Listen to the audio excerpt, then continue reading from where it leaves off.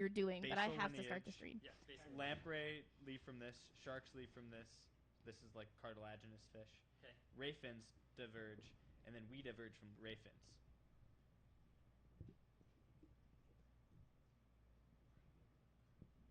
So you can't tease this apart unless everybody's a fish. Hagfish content. Gonna be a little bit odd on your all's end because the public streams do have ads on them. So it might stop and show you an ad for a little bit. Ah. I was just thinking I could use a good ad. I always get Granger ads. Hello. It does help to support the podcast, so please. Charles is already here to back you up, Calder. He's here for the fish aren't fish discussion. So we haven't started the official podcast yet, and this is like The official podcast. right. This is like the members only time. So it's really fun that we're going to get a variety of people that aren't necessarily Members part of the plus. YouTube members that get to see some of the inside stuff that we talk about before we do the official podcast. And right now, Calder is making up stories about lineages and saying that if we're going to call sharks not fish, no, sharks fish, then we also have to call people fish. Yeah. And he's proving it accurately because obviously taxonomy and classification is all based on ancestry. Yeah. And the ancestry and the branches of the ancestral tree branch off at certain times, and hagfish are a basal organism. Did I say that correctly? Yep. Okay, and then lampreys branch off, and then sharks branch off, and then ray-finned fish branch off, and mammals came from ray-finned fish. Mm-hmm. Or lobe fins, and then we're lobe-finned fish. Right, Just really cool ones. right. You're just trying to put down a layer of confusion before we Yeah. even get started. But That's basically his purpose for being on the podcast. I think I like just using fish as like a non-specific term, and it's just like any vertebrate that's underwater. So dolphins are fish. Right. And salamanders some of the time. Some of the time are fish. Right. Right. Frogs some of the time. Tadpoles are fish, but adult frogs aren't fish. Right. Well, except for African cloud frogs. Yeah, and then Those they're are fish. always fish. Right. if they swim, they're fish. But shrimp are not fish; they are bugs. Right. Hey, Ellen, thanks for joining us all the way across the world. Fun. I love that. Where are you from? She's from New Zealand. New Zealand. Yeah. Awesome. Oh, is this the person who made the earthquake comment on the? It was Helen, wasn't it? We've I got think a so, couple yeah. New Zealanders. Yeah. Yeah. That was a pretty cool. Like, I saw that and I was like, that never would have occurred to me. Have an acrylic tank, I guess, And attached playing? to the wall. Like, I don't know. Earthquakes are like way scary to me. I don't understand them. I've only ever been in one earthquake in my life, and it was the one that happened in like 2013. Yeah, that was crazy. Yeah, it was 2015. it was 15. I just remember playing soccer and being in like the middle of like a elementary school soccer game, Yeah. and I was ground sitting in shook. the front of the old store, the one on Jefferson. Robin and I were sitting up there by the window taking our lunch break, and it's a big tanker truck drove by. And I went outside. I looked out the window, and there was no tanker truck driving by. nice. I was in the middle of taking a nap, and I lived in a house that was like 1850s or something like Yeah. that at the time. And like I was just in that groggy state, and I was like, "Oh, my house is falling down." And then I just went back to sleep. Amy just accepted her This is- fate. what am I gonna do? Get up and get out the door? I was having a good nap. That's fun. Order of business with the... I'm getting there. The poll. Yeah, On we which have some nanotech controversy we to do. solve. We do. So it's very close right now. Currently, the Bumblebee Kobe tank and the Beta Bonarum tank are really close to being tied. 22% for the Beta Bonarum tank, 21% for the Bumblebee Gobi tank. Yeah, it's tight. We could say, well, a win is a win, and go with Beta Bonarum. Good. Or But you're being magnanimous, and you're allowing maybe another chance to decide. I think I love the interaction. And like 2 weeks ago, or maybe a week ago even, it was really obvious that Beta Bonarum was like the winner. Right. And for the gobies to take like all of a sudden they're doing this like last second charge for the win, even though I don't want them to win, I want the Bettas to win. It's like just seems like it should only be fair. So we could do this. I think we're going to keep it open until Friday. Mhm.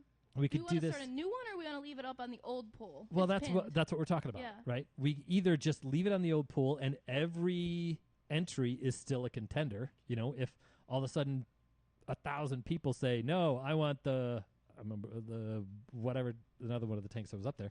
Well, I guess that'll be the tank, The bug right? tank. The bug tank. No, the bug tank we get to veto. They did try to get it in there, though. They added did. it as an alternate. They Yeah. also added the parrot cichlid one in there, which is like, come on. I think we're putting a 300-gallon parrot cichlid tank behind us, Ben. I think Uh-huh. that's not going to happen. A nice school of glowfish. Are you guys out of here? Okay. Aw, poor puppy. Look at those down ears. So sad. See you, Katie. There's a puppy in the studio. yeah. Sorry. Puppy's got to go. She's gone now, though, so none of you got to see her. So either we leave it open for all of them, or we say, okay, we're just going to do a semifinal round, the Bumblebee Gobi tank versus the Beta-Branarum tank. So I'm going to ask that if you haven't listened to the podcast, don't vote. If you've listened to the podcast, that's our top. What is our top 5 nano tanks? Desktop aquariums. option. The desktop aquarium episode. That's what it is. And I think we each had 3. Yeah, we each had Yeah, 3 3. tanks as a possibility. So listen to that episode and vote by Friday. Mm-hmm. Let's just leave it open. Yeah. Just leave it I'll open. yep. It's pinned, so it's Yeah. already there. Only Yeah. one of mine is an option though. Yeah, well. One of them was already set up though you did that downstairs. to yourself. We- Yeah, we gave you the pass to Yeah, just I set yours one up. So That's true. Although it didn't work, so I've got to figure something out. Back to the drawing board. Can you describe it for the studio So I audience, set or it- the audience, please? I set up a 2.5-gallon tank with like 10 pounds of sand in it, and I put the big rocks in the middle, like we had thought to like try Yeah. to push them to the side, and the pistol shrimp found a crack between them and lives in that. So I don't know if it's my pistol shrimp species just doesn't like to dig, because it's the Richardsoni, which is just a random one we had in the basement, Yeah. or I need to redo the tank and I get think like we need a better brick. arrangement. Okay. The other thing we have is that really flat lace rock that you could use as like a wall. That True. doesn't have cracks Yeah. in it. I was Yeah. thinking about like a little piece of a cinder block. Sure. Yeah. You're going to have to soak it for like Yeah. 2 months. Oh, that's true. I mean, you you got a could pH even of 12. budget with mesh or something too. Yeah. You It's might just, even get a pH of 15 with that. ooh. It's just like I just need to figure out a way to like make sure there's no little holes or anything that he would want to live in. Right. And I think that was my issue. Okay. Yeah. You gave What him if too you good of a rock. black it out at first? Yeah. I mean, I bet if I blacked it out now for like a week, maybe he'd move. Okay. Because it's kind of not the greatest spot. Like I can tell It's he. worth trying. Yeah. I guess I can just do that this weekend, and Yeah. if by next weekend it's not solved, then All right. Well, anyway, go out, vote for that tank. Vote for the Beta-Branarum tank because it is the best one. Please do. I'm just kidding. Vote for whatever one you think would be the funnest one for us to do. You did hear the little caveat, though, that we do get, first right of Yeah. refusal. So if we think it's just not the right idea, we're not going to do it. But there definitely are some contenders, and all of them seem fun. Yeah, so there. Let's do that. So there. So there. did you see the isopod I pulled off of that thing? No. What did you pull off of? Oh, of the pistol shrimp. Yeah. You sent it to the group chat. Oh, I thought that was... Okay. It was like one of those weird peppermint shrimp ones. You should see if you can get that on the... Send that to Amy. It takes a few minutes. That's weird. But like, that was how big it was on him. Wow, that's crazy. I did surgery. Nick, is your beer gone? Oh, no, it's not. I think we should Mine's probably gone. get started. Hang on, This I is gotta gonna be do it, and then... long. Hello, No Lid. I think we all like fish. I actually despise fish. That's why I work at a fish store. Welcome. I actually love lids. Nick's just here for the lids. My lid biotope. Although your username is a little triggering for us. It's just a planter's peanut. Too many jumpers. That's the only thing I can think of with the lid. We're just topping off, and then we will be good to go. Get started. Do we have lots of questions, Nick? Yeah, we actually had more than I thought we had, and we got to put that disclaimer early. We might need to put a Yeah. cutoff tonight, or we'll be here all night. We'll see. I think it's like a doable number, but Okay. one time somebody got pretty upset that their question didn't get read in part 1. So I want to let everybody know that Okay. if Would- we run out of time, We will can do the forget best you. we can to get to all of the questions. Was If it we read in get too part two? excited and talk too long, it just was actually read in part tell 1. us. Oh no! Move on. It was at the and we very will. end of the episode. Oh no! I'll tell you later. Yeah, we'll try to get any that we can't on another episode if we can, but Yeah. otherwise we can email stuff out or Yes. we guys can ready? only do what we can do. Mm-hmm. All right. Welcome to the latest Watercolors Aquarium Gallery podcast, brought to you from the Aquarium Rush Studio in Grand Rapids, Michigan. I already messed that up. Wow. You forgot your name? Downtown. At downtown. Oh, And downtown. then I could go on without saying downtown. That would be fine. But also, like, I forgot something, and then I have to start. over. You'd think after You'd think after 232 episodes, I should be good at this, You just do it in your sleep. right? I can do it. Welcome to the latest Watercolors Aquarium Gallery brought from All right, let's try this again. Welcome to the latest Watercolors Aquarium Gallery podcast, brought to you from the Aquarium Rush Studios in downtown Grand Rapids, Michigan. My name is Ben, I'm Amy. And I'm Calder. and once again, joining us tonight, the famous, the legendary Nick. Hello, hello. Yay! That's because we're doing a really fun episode. You're famous at this point, Nick. Come on. Nice. Nick only comes by for the fun ones. Yeah. Does. I can't blame him. There's We been a got- lot of fun ones lately. We have to get him on Yeah, a it has sad been. one. Yeah. He'll just say no. True. I feel like for the first year I was like a guest on the podcast. Mhm. I was just on for the bummers. Like- Oh, Calder gets really mad about stuff. Let's have him do this one. yeah. Well, this is going to be one of our listener question episodes. We always have a great time doing these episodes, and the only one who has to prep for it is Nick. So that makes it fun for all of us. Well, at least for the rest of us. However, before we do that, First, we have to do our shameless plug. Head over to watercolors.shop and see what we've got for you. I just added a brand new t-shirt. Ben did a clown killifish design for Mhm. us. That has been requested for a long time, and it looks so cool. I need to get one of these shirts. So that is the big news on watercolors.shop, but I'm also always updating our plant lists. We're growing some stuff. We've got lots of things for you. If there's any fish or plants you're looking for, feel free to reach out, and we'll start getting that for you as well. I'd also like to plug our YouTube membership. This week, this live stream is free for everybody, and I hope as many of you as possible join us or at least go by and look at the stream after it's over. If you like what you see, if you enjoy it and want to spend some more time with us, join the membership for $4.99 a month, and you'll get to see our happy, smiling faces every week. Mm-hmm. and it's really fun, It's and we so do much funny fun. inside stuff and all the goofy antics that take place before and after an episode. Really, our members are our secret weapon. That's right. The contributions from our members shall not be overstated. Those are fantastic. William, thanks for providing those memberships, too. We appreciate you keeping it going and adding to our little community. The more the merrier. Thank you very much, William. We always appreciate that. William is a superstar. Like, if there's a superstar listener, William gets that award. I think that's Yeah. what the little crown is for. Oh, okay. So yeah, he also has Cheers, like William. he has the coolest icon. He's got the one that he's been here the longest, I think. All right, that's Mhm. cool. Deserved. Yep, well deserved. Mhm. What is that icon? The one that's on his it's so tiny. We've got to come up with some new ones. The one on his is the Episto. Cool. The red one is the Sword Tail. Cool. The purple one is the Flasher Wrasse, which is not one that you see that often. No. Because we've got to do some work on that file. We'll get there. Yeah. Always more to do. Well, without further ado, let's get into some questions. Please, I'm ready. Yeah, I'm so I am excited. happy to kick us off. We put a couple calls out for more questions, and we suddenly have too many, which is not a bad thing. But if you send a question in and you don't hear it today, it will end up in another episode. Don't think you were forgotten. It might even end up being a whole episode if it was a That's really true. good question. We'll also be kind of listening and looking out for some questions in the chat, too, so feel free to chime in while we go. Yeah, if we don't get to it right away when we take breaks, which there will probably be a couple, we'll try to just crank through as many chat questions as we can, but today we are going to have to keep it moving a little bit. Cool. Ready to start it off? Let's do it. Yeah. First question is from Helen, who's actually in the chat today. Hey, Helen. Helen is from New Zealand. She said, it's midwinter here in New Zealand at the time that she submitted this question, and the sunlight hits her nano reef tank for a few hours each day because of the low angle of the sun. She's noticed that the corals seem to enjoy sunbathing and extend as much as possible. Mhm.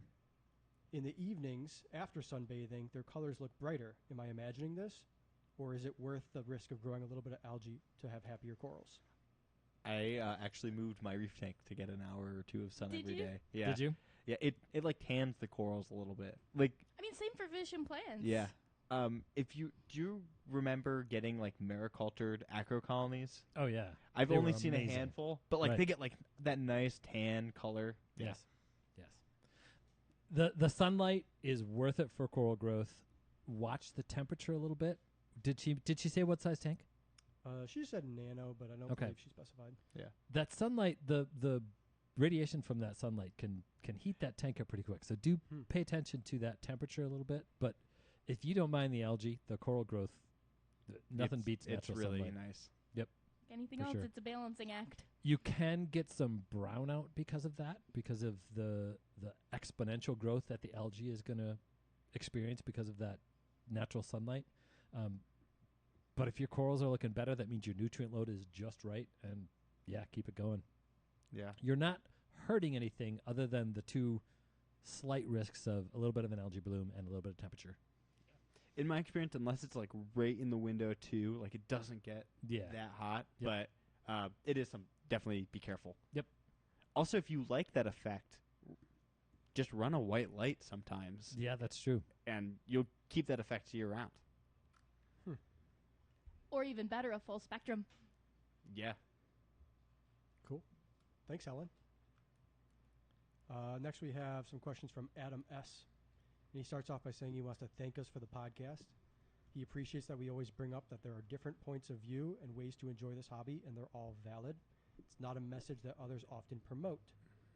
So his first I don't want to question. say all, So, but I appreciate the sentiment. Yeah. Adam's first question is, when you say test your water, what are you testing for? What test equipment are you using, and what levels are you looking for? When you fertilize, what levels are you looking to add to?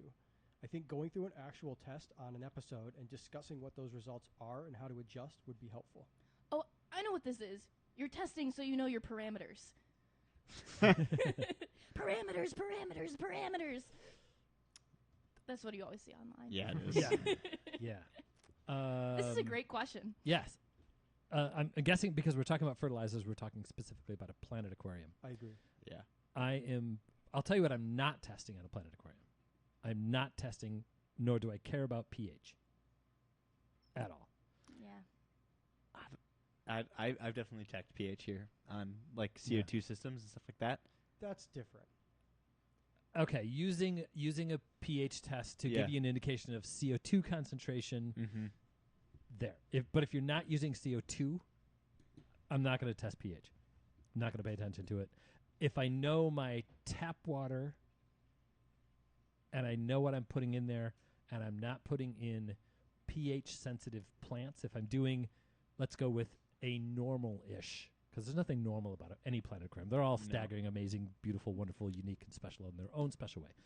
But if I'm doing a relatively normal planted aquarium, I don't care about pH. I'm not going to test it.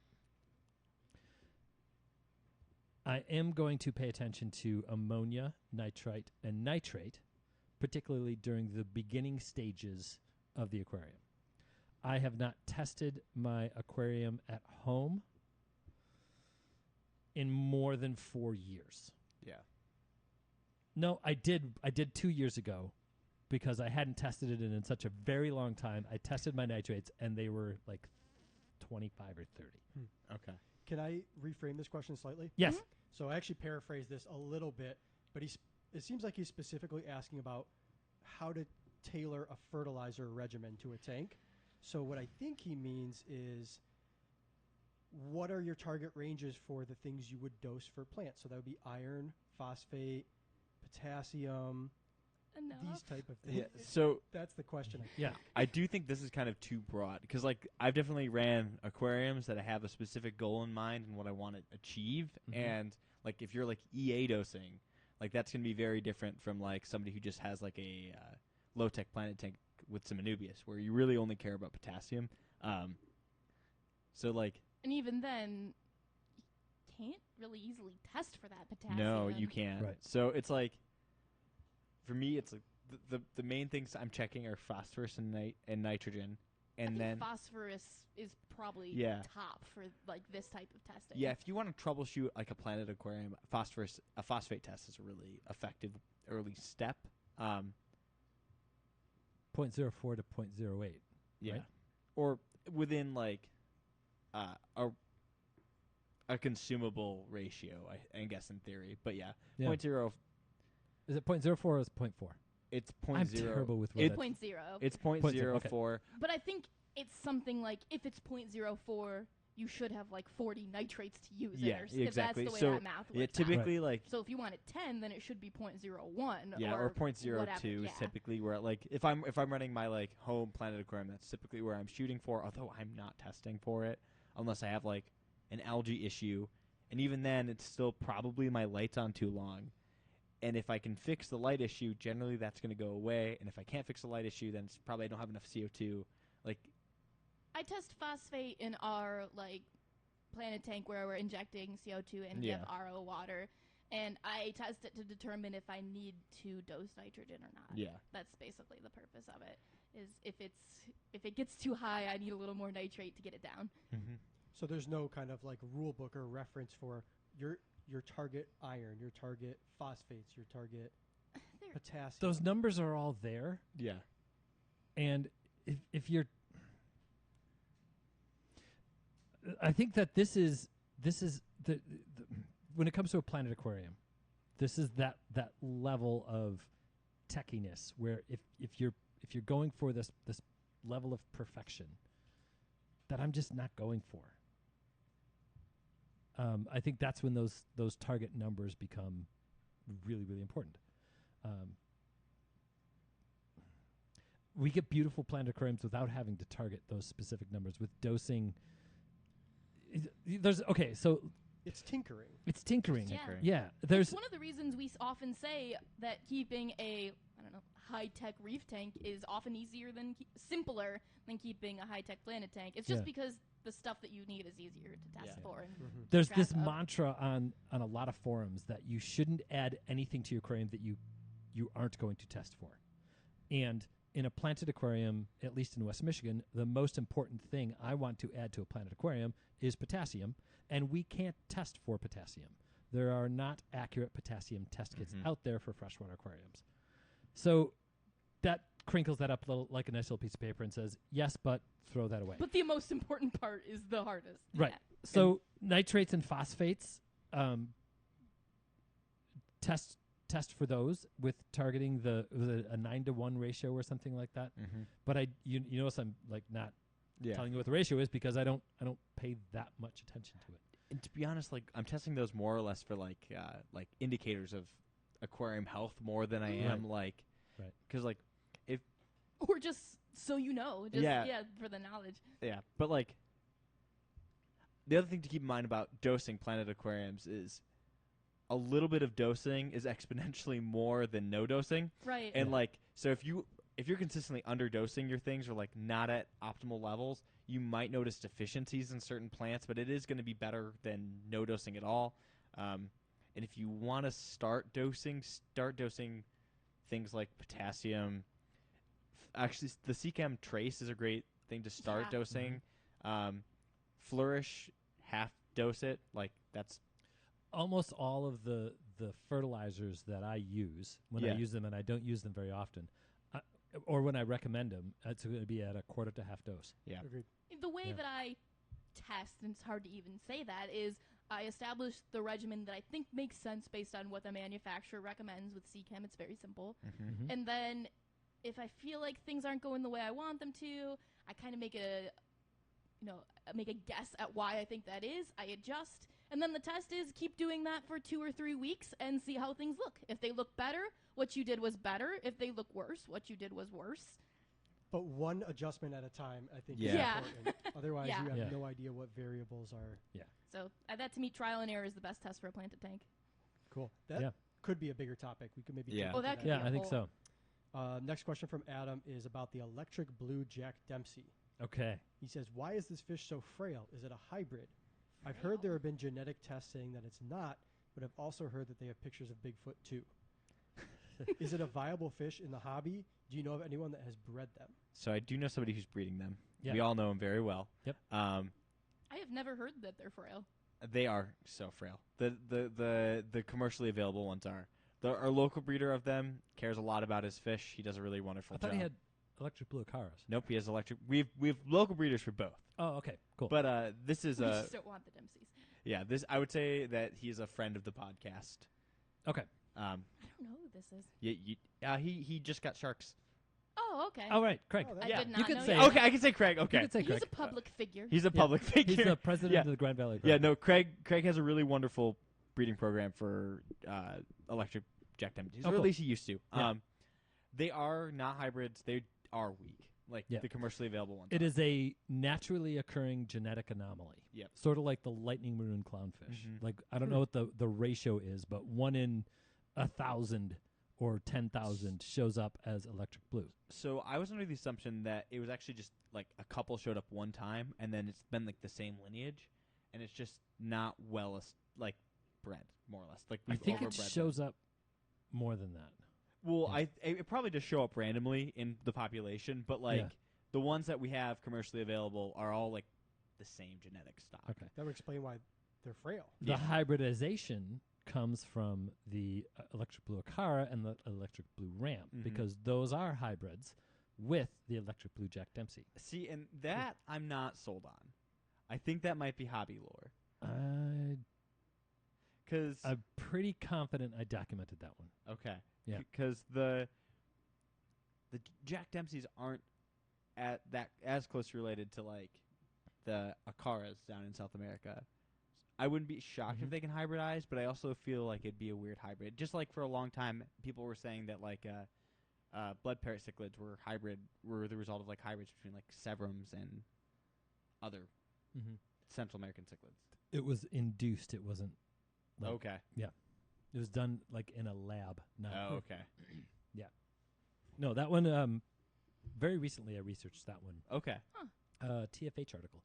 Interesting. Well, what's the British Oh, publication? practical fish Practical keeping. fish That's the keeping. one. Practical fish keeping article about going into detail about those three fish Interesting. and the Dempsey as a naturally occurring, and the other two hybrids with Yeah. lineages based on Jack Dempsey's. That makes sense. But My assumption would be too much overbreeding, too little care. yeah. Yep. I mean, I've seen healthy electric blue Jack Dempseys. I think there's a way to do them well. I think if I remember this right, Craig doesn't his Jack Dempseys. None of them are electric blues, but they produce electric blue with Jack Dempseys. Interesting. And they produce it like 50-50 ratio, and he has to pull the. I know he has to pull the electric blues from the regular fry because the electric blues grow so much slower. Okay. Weird. Yeah. What does he do with them all? Is there enough meat in the I club? don't think he's doing them actively, Okay. but for a It's while just a he was. project for Yeah, a while. Yeah. Yeah. There are only so many people who want that fish. Yeah. it's a cool fish. It's- Though. They're really I pretty. still think I'd prefer a wild Jack Dempsey though. That is a wild Jack Dempsey. Well, like the natural typical. Right. look. I know. I prefer whichever the Jack Dempsey is that's in front of me that I like. Yeah. Like Yeah. they're just such individuals to me. True. So, Good question. Bigfoot, you think he's out there? I'm afraid no. No. I think No. Bigfoot is not, but I think the abominable snowman in Nepal potential. The electric blue abominable Yes. snowman? How do you feel about Nessie? Oh, no, we're not getting bogged down in the weeds. Sorry. Before we move Keep on, moving. Adam did say, is there any chance of having a forum other than on Facebook? He'd love to interact, but doesn't use the platform. We've talked about talked about it. Discord. I don't know. Like I don't really know what would people would want to use. It's definitely on the table, but we'd probably need to like source some mods and stuff like that Yeah. too to Yeah. get anything bigger. Yeah. Sure. Facebook is really simple for us, but If you have I- any suggestions, let us know. yeah, exactly. Cool. Exactly. Next is a question from a longtime listener, Drew J. And he asks, I'm sure you guys put a lot of thought into it, so tell me about your new flake foods. I have the protein one, and my betters love it. So these are flakes that we sort of have like ordered as a specialty versus something we're producing in house. But some of the couple of cool things about these that I think make them a little special is first the earthworm flake. It's kind of hard to find and it's high protein. It's so palatable. It's really stinky and good. So that to me alone, like just for palatability and stuff like that, is really up there. For the herbal, that blend of algae that are in there are generally higher quality than you'll see in flakes. But I think the biggest thing is that the actual production method of these flakes means that more nutrition can be retained in them. And that's kind of what puts them over the super processed.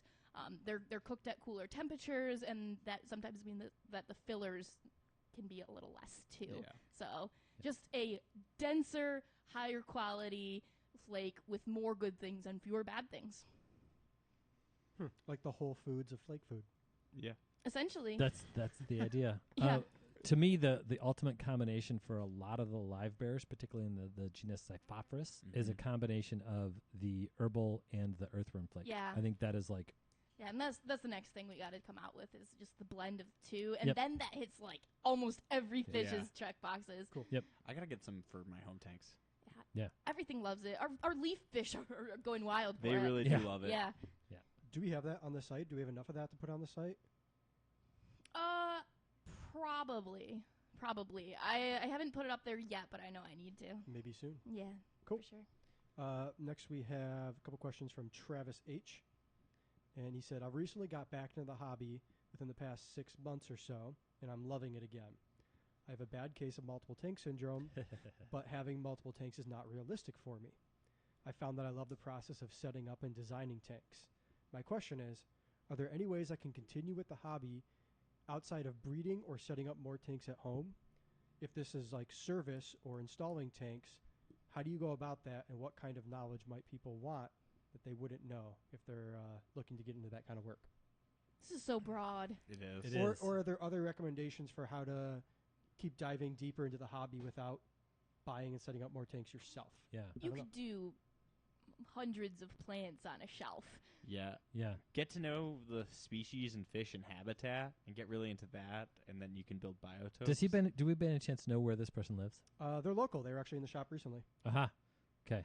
I was Uh, gonna say if this is an east side of the state person, go volunteer at the Belle Isle Aquarium. Yeah. Well, you Uh, could hang out at all your clubs and get all sorts of good That's true. You can That's a come great way to be involved. good hands-on experience. You Yeah. come hang out here. Yeah. We got tanks Yeah. that need water changing. Yeah. It is tricky because you do, like, if you want a tank, you set it up and you say, now what?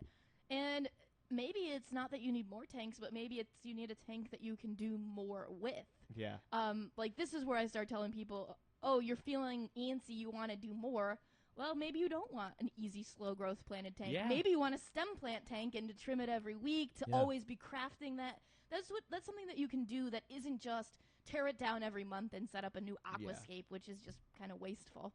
I know I have more tanks than everybody at this table, but I also at home. No, you don't. At home. Oh, You get okay. yeah. Okay, Yeah. okay. But I also feel like I don't have that many tanks for like for compared to like most aquarium hobbyists that have multiple tanks up. I think I've got like 4 or 5 up, which I should know the number, but I don't. That's within the realm of, like, normal aquarium fanatic. Yeah. Yeah. But I don't know. I cram a lot in those tanks. There's a Yeah. lot. There's more you can do in like 1 or 2 aquariums than you think, and it's more than just like guppies, bristlenose plecos, Mhm. and cherry shrimp. Like, Part of the reality of this question is somebody is trying to get us to talk him out of multi-tank syndrome. Get more tanks. I'm not comfortable with that situation. you always have room for one I more mean, tank. come to us with the space you have. You know, say I've got a 2-foot space of wall, Yeah. and we talk about how many tanks you could cram in there. Yeah. I just totaled up the amount of fish species I have in less than 100 gallons of water, and I have 22. That's pretty cool. Mhm. That's pretty I- cool. Dang. As always, identify the thing you really want to do and then figure out how to do Yeah. it the most. So Yeah. if it's not breeding for you, like, what is it? Mhm. Aquascaping is a hard thing to constantly be doing, but Rescape But your you tank can, every 6 months. It's exactly. fun. yeah. Mhm. Get a box new of plants. material. Yeah. Yeah. Yeah, there's actually, maybe there's a good answer to that question. The pro level competitive aquascapers are redoing their tank completely every 6 months. They're also sometimes taking 6 months to set it up in the first place. Yes. Yeah, exactly. Yep. So, like, yeah. Hmm. Yep. Turn it up, Yeah. I guess, is the solution. You know what's funny? What? When I was logging all these questions earlier today, this guy said he had a bad case of MTS, and I just glossed right over that and thought he had health problems. I was like, oh, that's why he can't have more tanks. Oh no. So was it multi-tank syndrome or Malaysian trumpet snails? I guess I assumed it was multiple tank syndrome. We were just having a conversation about this because we were talking about, like, that aquascaping cycle. Yeah. And, like, you could totally re-aquascape your tank even without changing out your hardscape Yeah. and have it be just, like, a totally fresh thing. Or just a new batch of plants. yeah, or even just like say you wanted to like do new material every time. Just get like a 40-pound box of a rock you really like, Yeah. and then a couple pieces of driftwood, and then Take everything out and put it all back in. Yeah. I do think there is some benefit too to like having limited materials kind of like breeds like more creative tank concepts. So Mhm. like I think that's kind of why I like Biotope so much, is because you're kind of like putting yourself in a box. So yeah, I don't know. There's ways to do this and have a good time and still have a like- That'd be a fun question to answer in store too. We can definitely Yeah. talk about a ton of stuff. Yeah. We Yeah. could come up with some ideas for you. Yep, I'd be so for sure. happy with the 40-pound box of Hakai Stone. Ugh, Yeah. yes. That's what I want for Christmas. Excellent. All right, next we have a couple questions from Andre E. And he's got a would you rather for us. Ooh. Oh no. Would you rather add an Aptasia covered frag to your reef tank or an ick covered fish with no quarantine?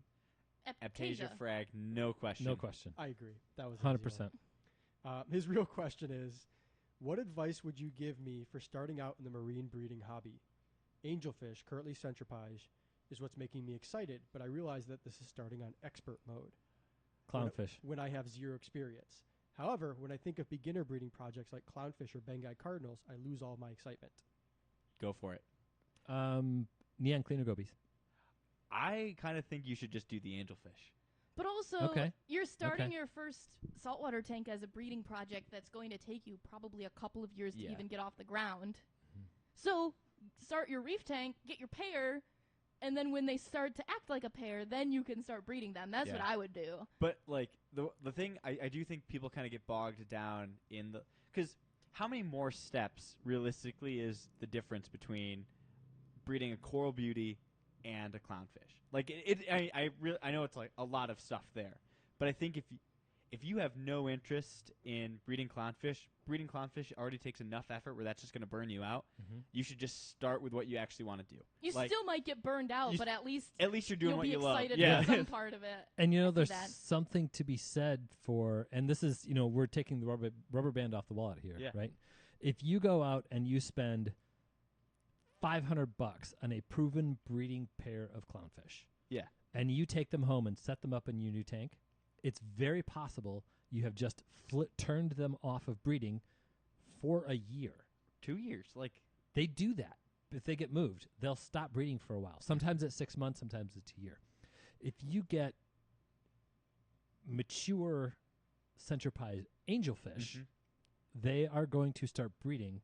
If they get along, they're going to start breeding within a couple of months. yeah, it took, so If when they don't kill each other, they'll start breeding. Pretty my, much. my pair of coral beauties, when I got them together, it took me about 6 months to get the pair, so that way I could Yeah. leave them and I wasn't worried about it.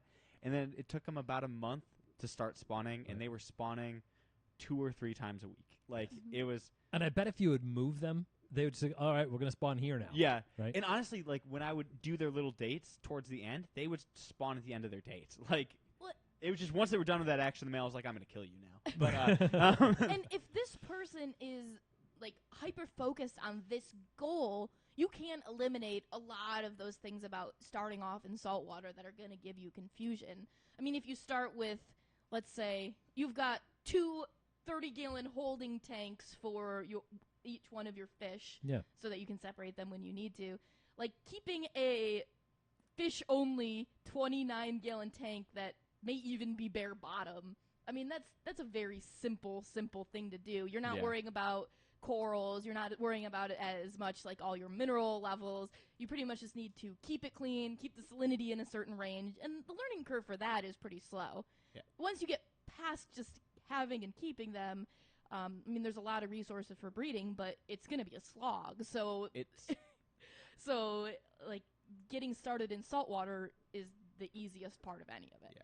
And realistically, like there are people who are have bred coral beauties in the middle of the country, and like they're not impossible. Most of the centerpage aren't possible. I would start with so we did a podcast a while ago, but I think it was before I was like an official host on centerpage or the Yeah. genus, what was Yeah. the genus centerpage. Right. So for breeding dwarf angels at home, I would focus on the genus Xiphopops or the I'm going to Mhm. use quotations here, which are going to be like your flamebacks, your Atlantic pygmy angels, or the subgenus the genus Angelichthes, which are like coral beauties, and I'd particularly look at the coral beauty Mm-hmm. subgenus. Clade, coral beauties are by far the easiest one I think to start with. I know that Atlantic pygmy angels are much smaller, which means they can spawn in theory in a smaller environment. Mm-hmm. But coral beauties are so much more chill and easy Yeah. to pair, And they come in older. and they come in older. That's Although true. you do need to find as small of a second fish as possible. You will really struggle with two of the same sized coral beauties and getting them to pair. Right. It will take Yeah. months. Do you think, I mean, it's going to be a little different for us than it might be for someone out there. Yeah. Just because we have those 4 weeks, but like for us, for many of the fish that change sex over time or in the absence Yeah. of other fish, like within the quarantine time of 4 weeks, they're already establishing as male to the point where they can't be paired up.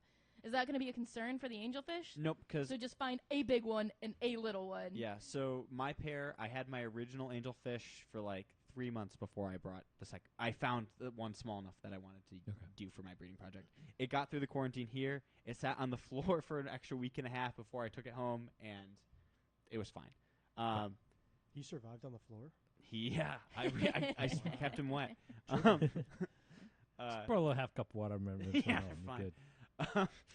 If you email us, we are super happy to outline a lot of the details. I know Calder's Yeah. been Yeah. experimenting with centripage. He would be happy to share his tech. yeah, and we could pair a pair off in QT here. Oh yeah, I'm not Yeah. gonna say when you get them home they're gonna work. So have arrangements, but Yep. we can at least try. we can give you a better start than two random ones. So Can I interject because the next question, perfect segue to the next question. Yeah. So this is a question from Nick W. He said, everybody knows about clownfish pairs, but what are some other good species I can keep in pairs in reef tanks? And what saltwater species could someone order from watercolors as pairs? This sounds fun.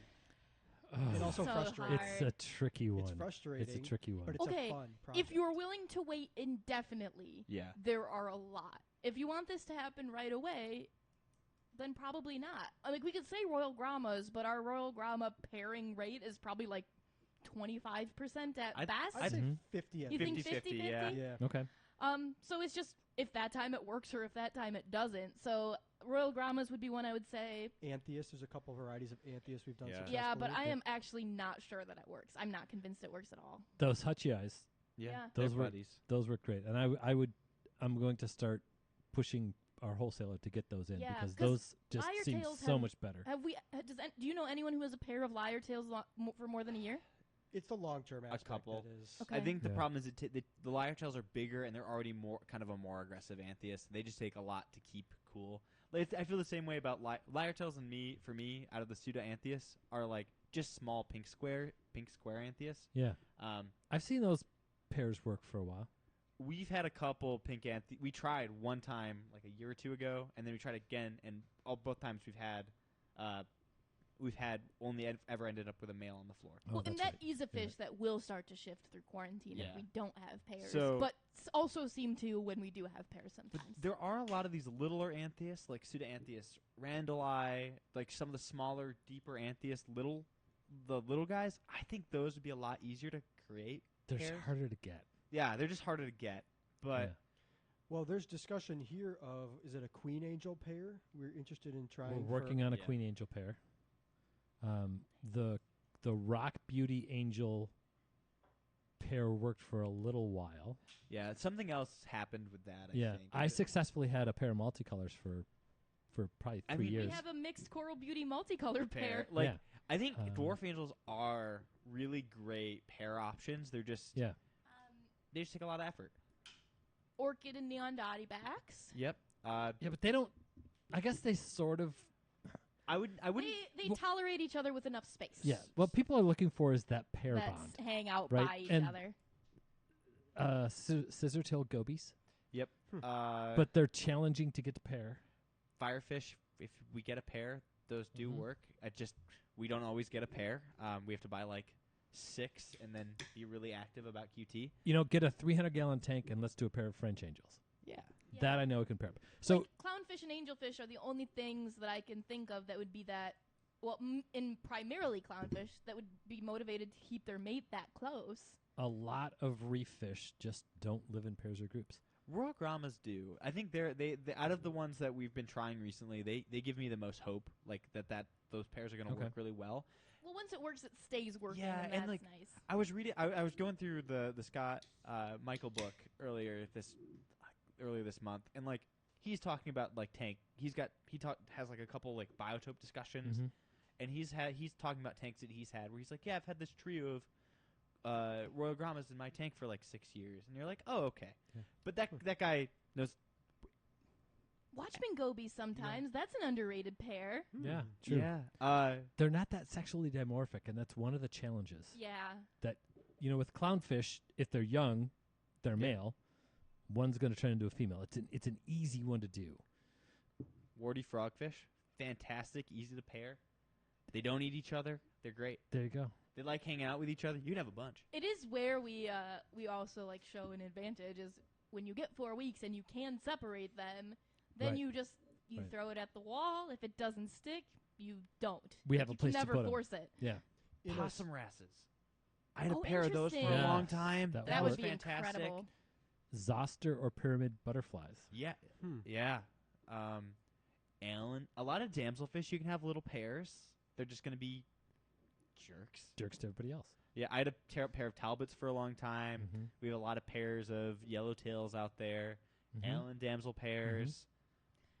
I think damsels are really underrated. Yeah, I That's think. my unpopular opinion. No, I'm with you. we know where you stand, Calder. Okay. You know where I stand too. It's like Oh, Anakin fish. Skywalker and sand. Pipefish. Pipefish is a good one. Mm-hmm. In a And similar Alecatinus gobies, too. in a similar vein to what Amy said, the advantage of our 4-week quarantine is we sometimes can do like fish groups for customers. Mm-hmm. Like we've done tangs before, and having 4 weeks to let those fish get acclimated is such an advantage. Yeah. Two tangs that love each other are pretty endearing, I was too. actually just That thinking is that good. I have a couple service accounts where we've got like 3 or 4 yellow tangs. But They was it seems they- like totally random whether it happens or not, though. I Well- bet yellows always almost always do. well, and I've talked to like one of my accounts has had their yellow tanks like 10 years, and they've had the same 2 in there, and they're buddies, and I mean, our yellow and purple are best buds. yeah. So and they have 2 yellow tangs in there, and a really massive sailfin that they all hang out together, and What a gang. and they had a purple tang, they just lost their purple tang, so we have a new purple tang in there now, Aw, I'm... and he is not accepted into Oh, the squad. no. I was like, no, Do they hate him, or he's just not one of them? he's not one of them. Aw. I have faith that he's That's going to become sad. buddies, Okay. but I really hope that works out. But That's funny because that fish was a terror yeah, everywhere else. yeah, I know. Well, he is so small in that tank. He needed a Yeah. taste of his own medicine. Well, that the sailfin in that tank is easily 10 inches long. So That's awesome. He's kind of geriatric. I don't know. At He 10 inches, he's about 3/4 grown. yeah he 2/3. I've seen this fish. I felt like he looked old. Okay. He looked old when he was sick. Yeah. that's true. He He is might have just been through the ringer. now A he's like sailfin should live like 20 years or so, right? He's solidly middle aged, and when this is a Tang story now, but when I put the little purple in, the purple was a jerk in a couple service accounts, and he came back to the store, and now he's back with them. I put him in this tank. He swam over to the massive sailfin tank, and he opened up and these little like tangs like sideways, Shimmy. and then the sailfin tank did that, and then he just turned around and went and hid in the rock. Oh. Okay, you're bigger. Yeah, but because like it's maybe a quarter the size Yeah. of the sailfin. Nice. I That's like a fish. those The questions. sailfin tang is one of those fish that when I actually saw them in the wild, I changed my entire perspective on sailfin tangs.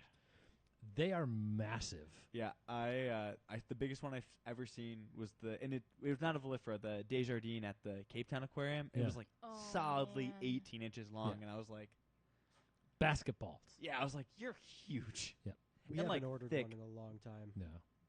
I don't think we I don't like will. it. Yeah. Right.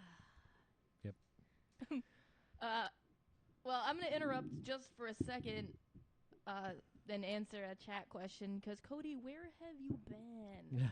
We've been talking about Pelvicochromis maliwe for years. That was one of Charles's pet projects. So, yes, do it.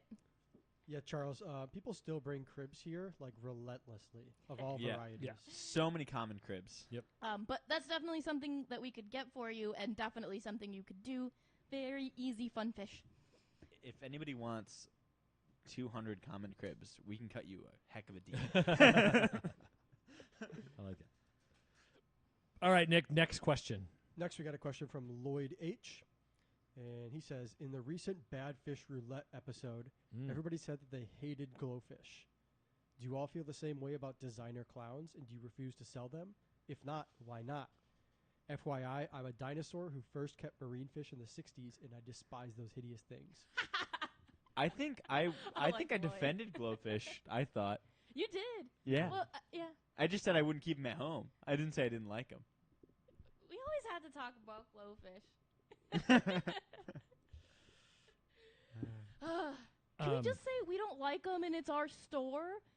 I don't know. Yeah. Actually, absolutely, because at that point, it there's not an ethical dilemma No. here. No. This is taste. But how do you guys feel about designer clownfish? Depends. I like some of them. Subtle ones? Not necessarily. Here's my big subtle. challenge with designer clownfish. I like natural form clownfish better. Mm-hmm. If there's a situation that I could keep multiple clownfish, maybe. Yeah.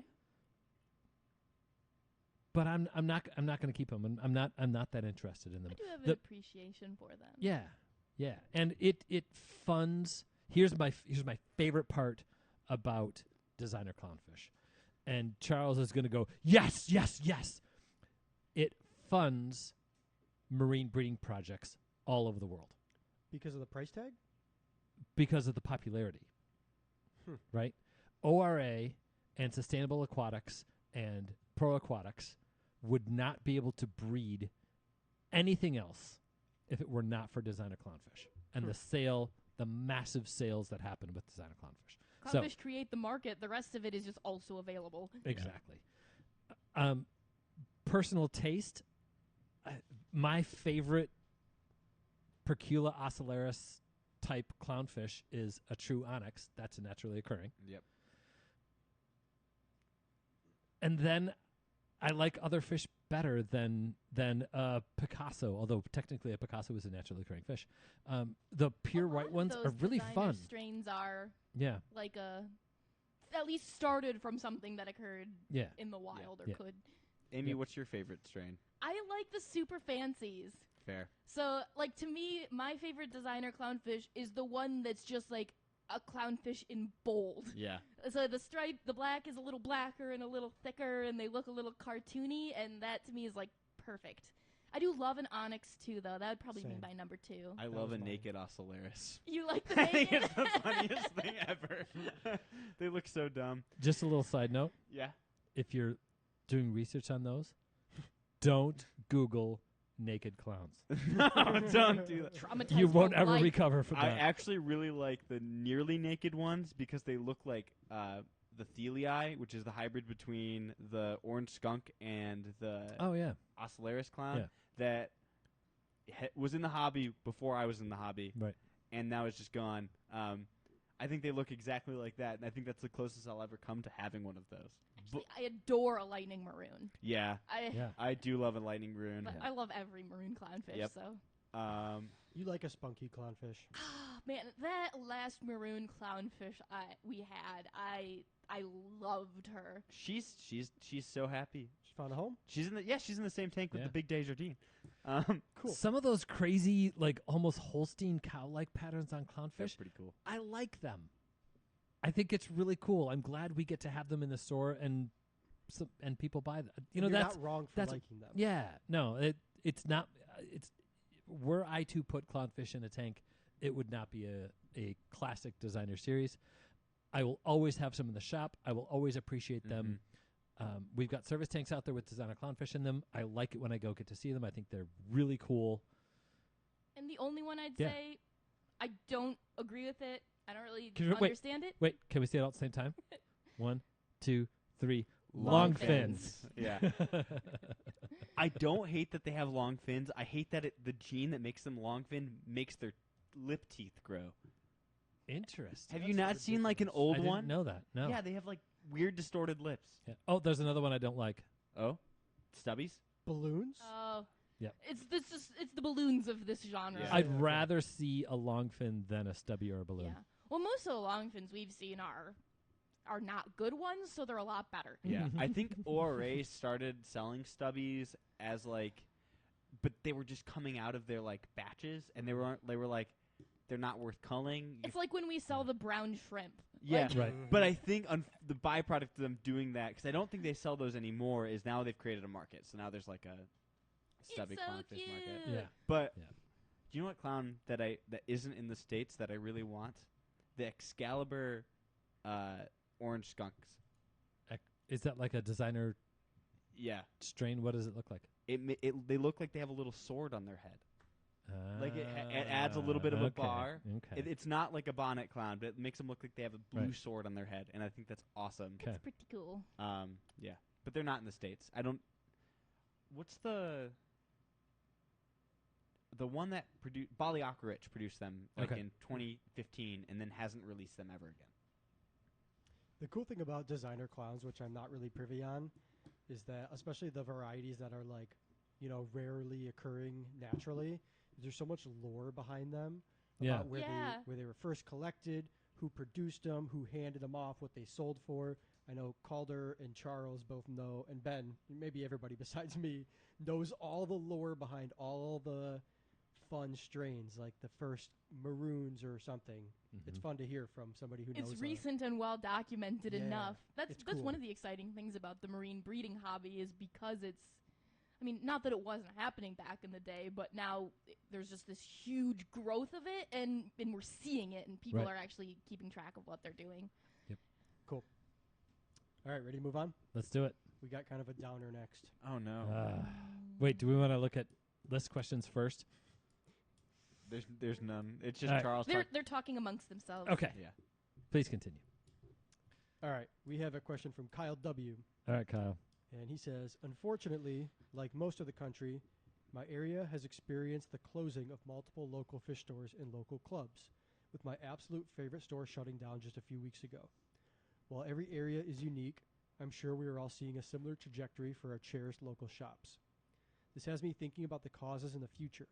As retail store owners, what do you think are the major drivers behind closing down these local shops? Easy. The internet. Online sales, 100%. Yeah. If you, I'll say this a little boldly, right? And we have an online store. Yeah.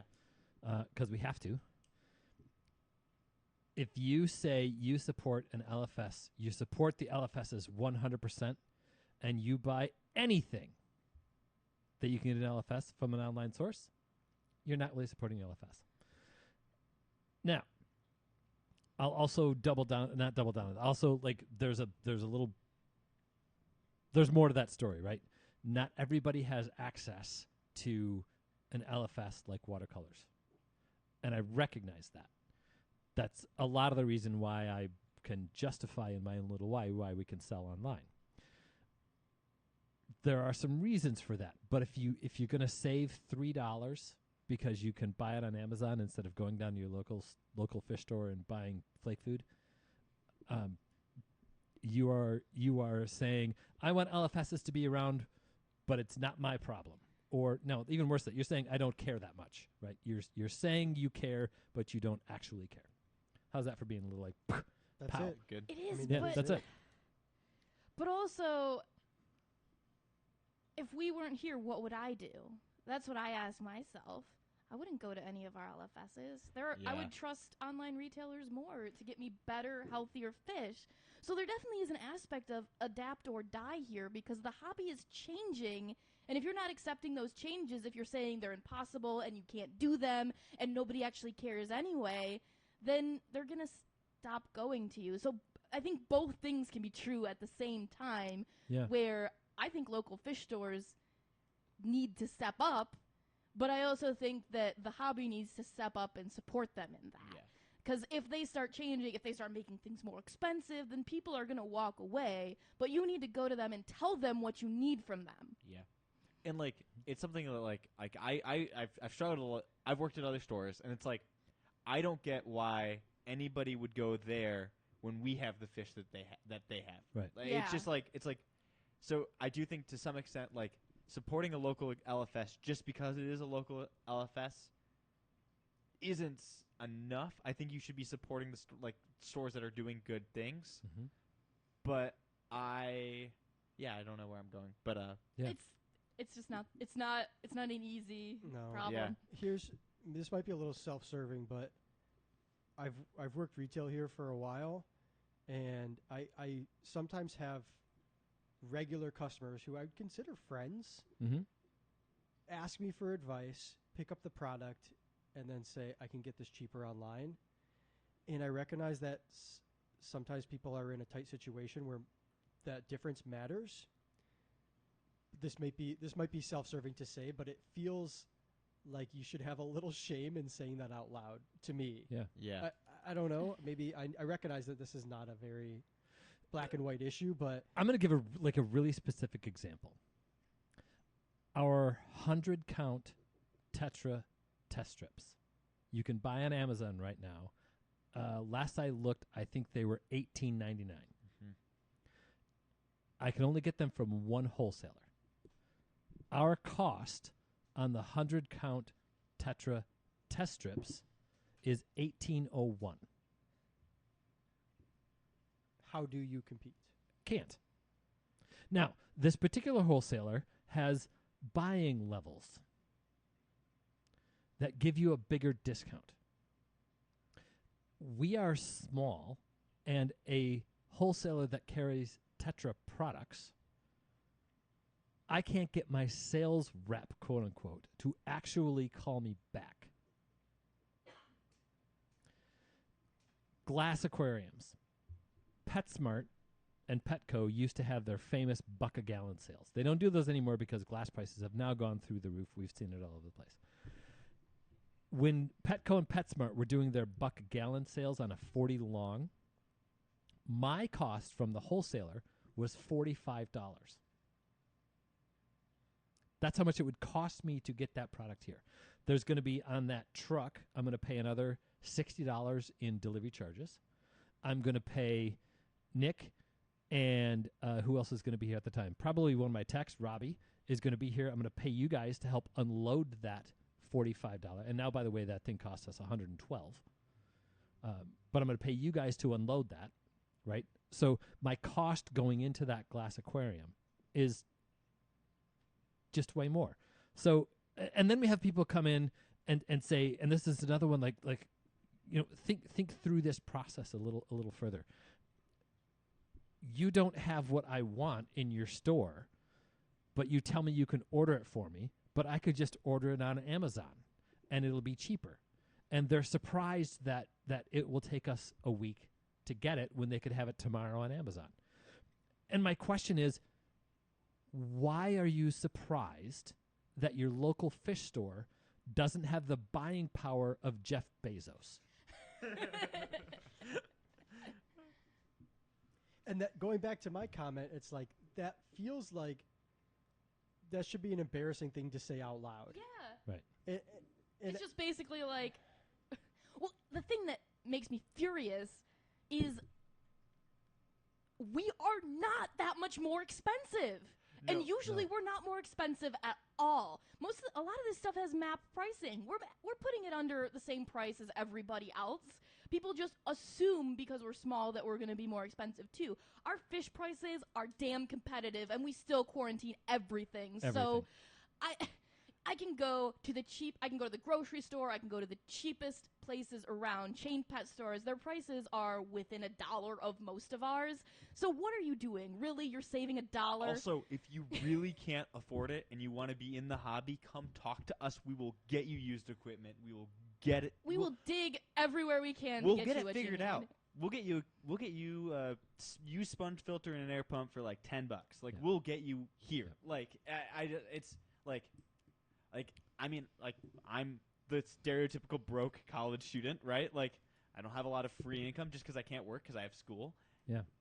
I have a lot of aquariums. Yeah. And I know I work at a fish store, but also like I'm seeing some interesting things happen right now, right? Like, so for people listening and for people listening to the audience, like there's the feed happening on the side of these screens here, and we watch that tick up as we're doing this.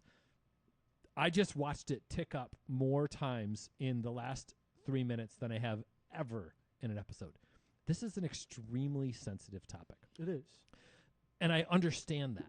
Here's a message to all of you who shop at LFSs. Maybe there are some people that work at LFSs, local fish stores. Maybe there are even some owners of local fish stores.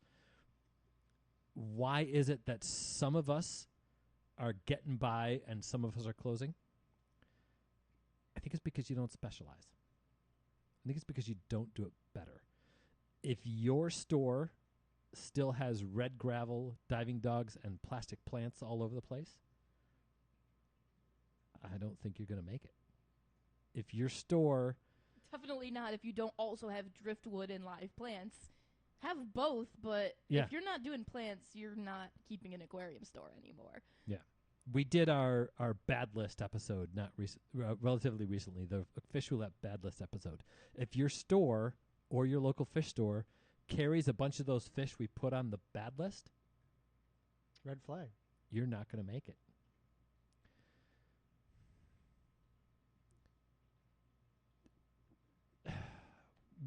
We have to adapt, and we have to do it better. And the online retailers, if all of the LFSs did it better, the big online retailers, they would do it better too, and then we'd have to compete even more. So I think we can say pretty confidently, I mean, I feel confident that if we would have made the choices that stores make to cut corners and to theoretically drive up profit, we wouldn't be here right now. True. I really think that if we had made those sacrifices, if we decided that quarantine wasn't worth it, we wouldn't be here. True. Because we know we can offer something better.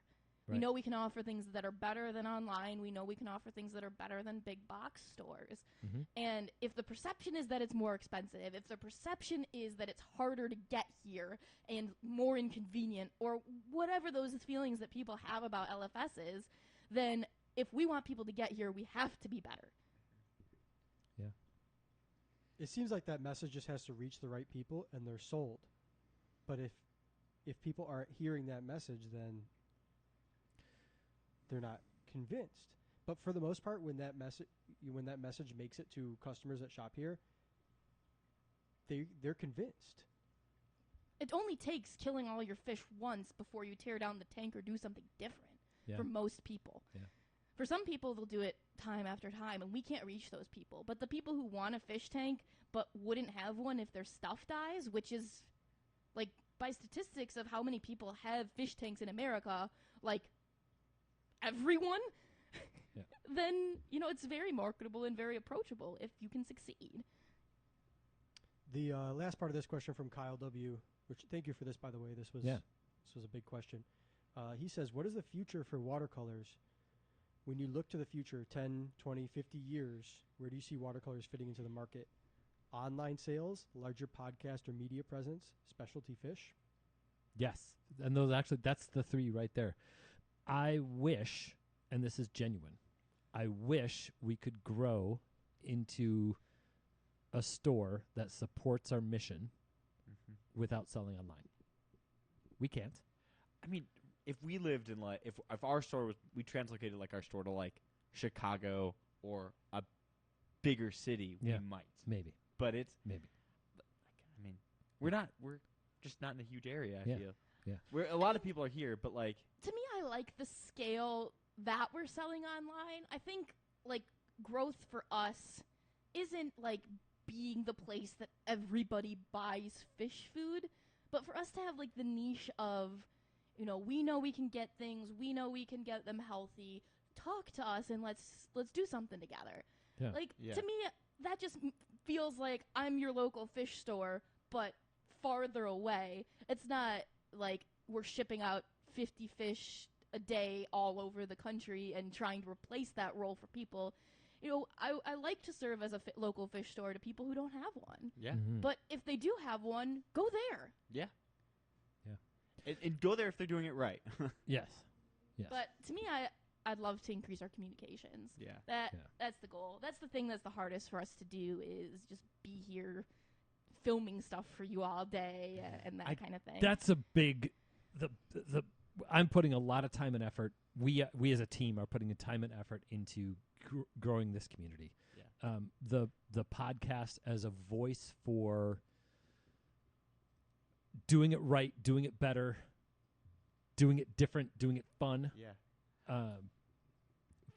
Information that just isn't in lots of places. This podcast, I want this podcast to keep on going and keep going the way that it's Yeah. going and growing like it is. Mhm. I am curious to know what the perception is and how big our store is amongst listeners that have never been here. Because Yeah. I They might think we're massive. I've Right. talked to people and they're like, you guys are small.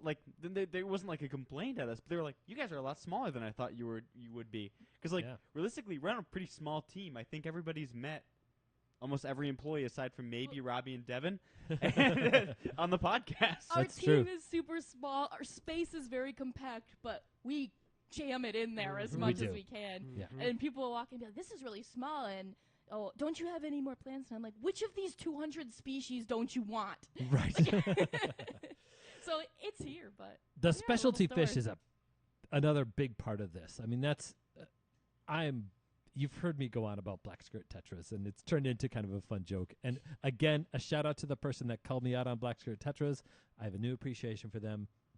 Still, I want to keep finding new and exciting species and make them mainstream. We're kind of doing that with killifish, right? Like we're putting killifish in the tanks of average normal people. And that's been an really fun. amazing journey. Yeah. It's Yeah. fun knowing that somebody has a killifish and they have no idea what it is, but they just think it's a pretty fish they have in their tank. Yeah, that's that- so cool. It's a crazy thing, but that is Yeah. I want them to know everything about that killifish, but also it's so cool that they just have that, and they don't know how cool of a fish Right. they have. Right. I had a conversation in Detroit with somebody who he is this guy has 30, 40 tanks, and almost all of them are killie tanks. He is a killian. He's the guy where Awesome. that new pair of killifish came from. Oh, yeah. Yes. yeah. And I'm so excited about him. yeah, and he said, I just wish killifish were commercially viable. And I went, what do you mean you wish they were commercially viable? We are commercially viabiling the heck out of those It things. blows my mind that anyone ever decided that. Is this killifish people trying to hide them from other people? Maybe. Because that's like saying a domestic betta isn't commercially viable, except for they're way easier to breed. Yeah. Yeah, it's wholesalers saying they can't commercially produce, Well, for us, Killifish, it's very right? viable. but we have a wholesaler that does produce them, and bettas are. All right, I got to know what's going on with this thread here. So most of it is most of it is people bickering over whether people are willing to do things in person or not. So that most of that I think we don't need to address too much. They're just Okay. kind of talking amongst themselves. Okay. It is split though. It is split. Yeah. There were some comments about like, well, I don't really have an LFS. What do I do? My LFS is 26 hours away. What do I do? That was the New Then- Zealand. Yeah. Buy, yeah, buy But- online. Yeah. I get it. I want to address a comment from FERT that refers to our store specifically, because we are in kind of a transitional area, and sometimes it can be a little intimidating to come here, get out of your car, go inside. There's a lot of people walking around. We're Yeah. off a highway. If you ever get here and you're like, I'm not feeling great about this, just call or text us, and we'll come out and Yeah. Heck yeah. like make sure that you can get in safely. Happy to walk in. Yeah, like we're very familiar with the area. We're very comfortable around here, and we want I you walk to it feel all the safe time. too. So mostly it's just a lot of people who are walking from one place to another, going to bus stops, that kind of thing. But I know it can be a little intimidating sometimes. So Yeah. we're here because people can get here, and there's a parking lot, and there's really not a lot like that in the city. But yeah, I get it, and Yeah. let us know how we can help that be more comfortable for you. Mhm.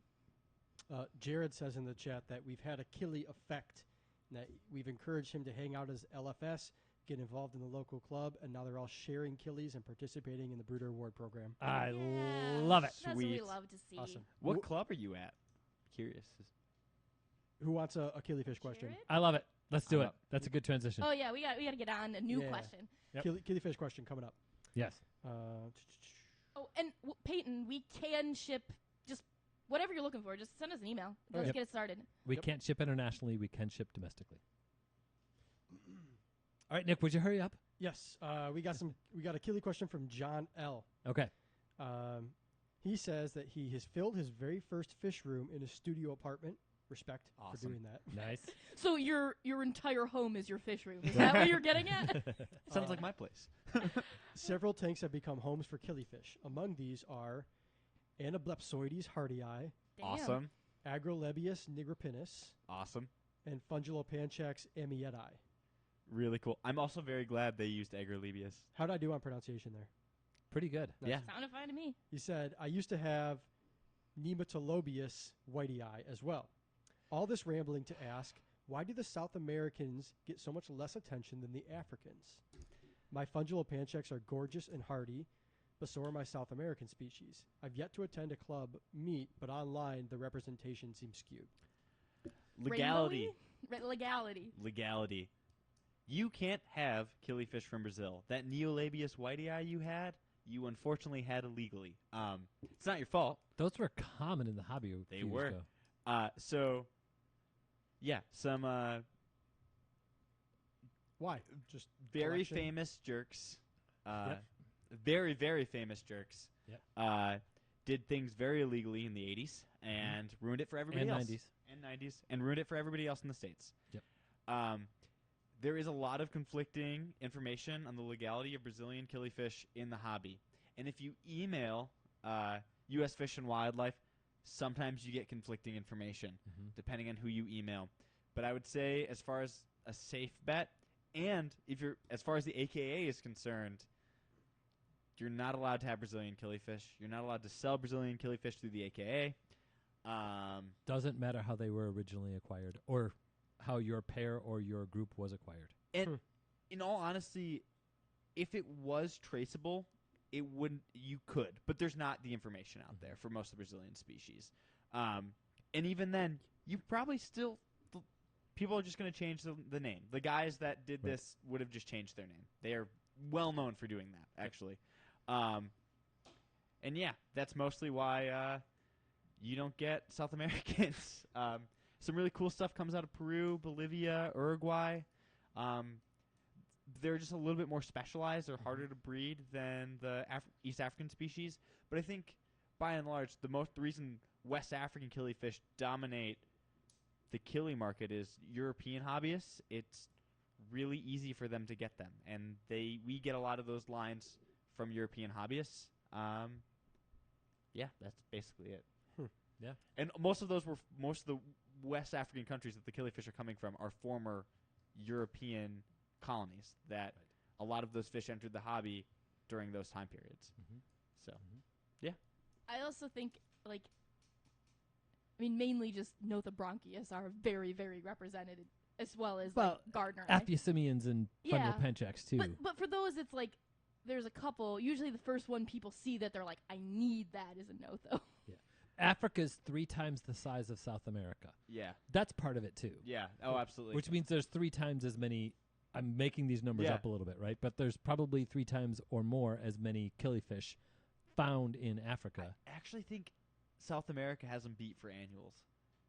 Like the diversity, like there's a like 400 or 500 South American killifish. Awesome. It's the diversity there is nuts. Most Okay.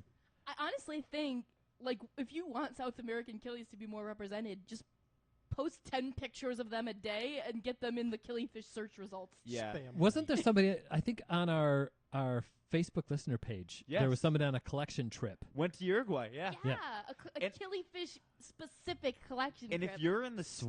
States, that's pretty attainable. Like Mm-hmm. it's going to be a couple $1,000s, but like for cheaper than going to Australia or Africa to or go Africa collect for there. sure. Like your plane ticket to Uruguay is only going to be like $600-700. Your plane ticket to the DRC is going to be $1,500.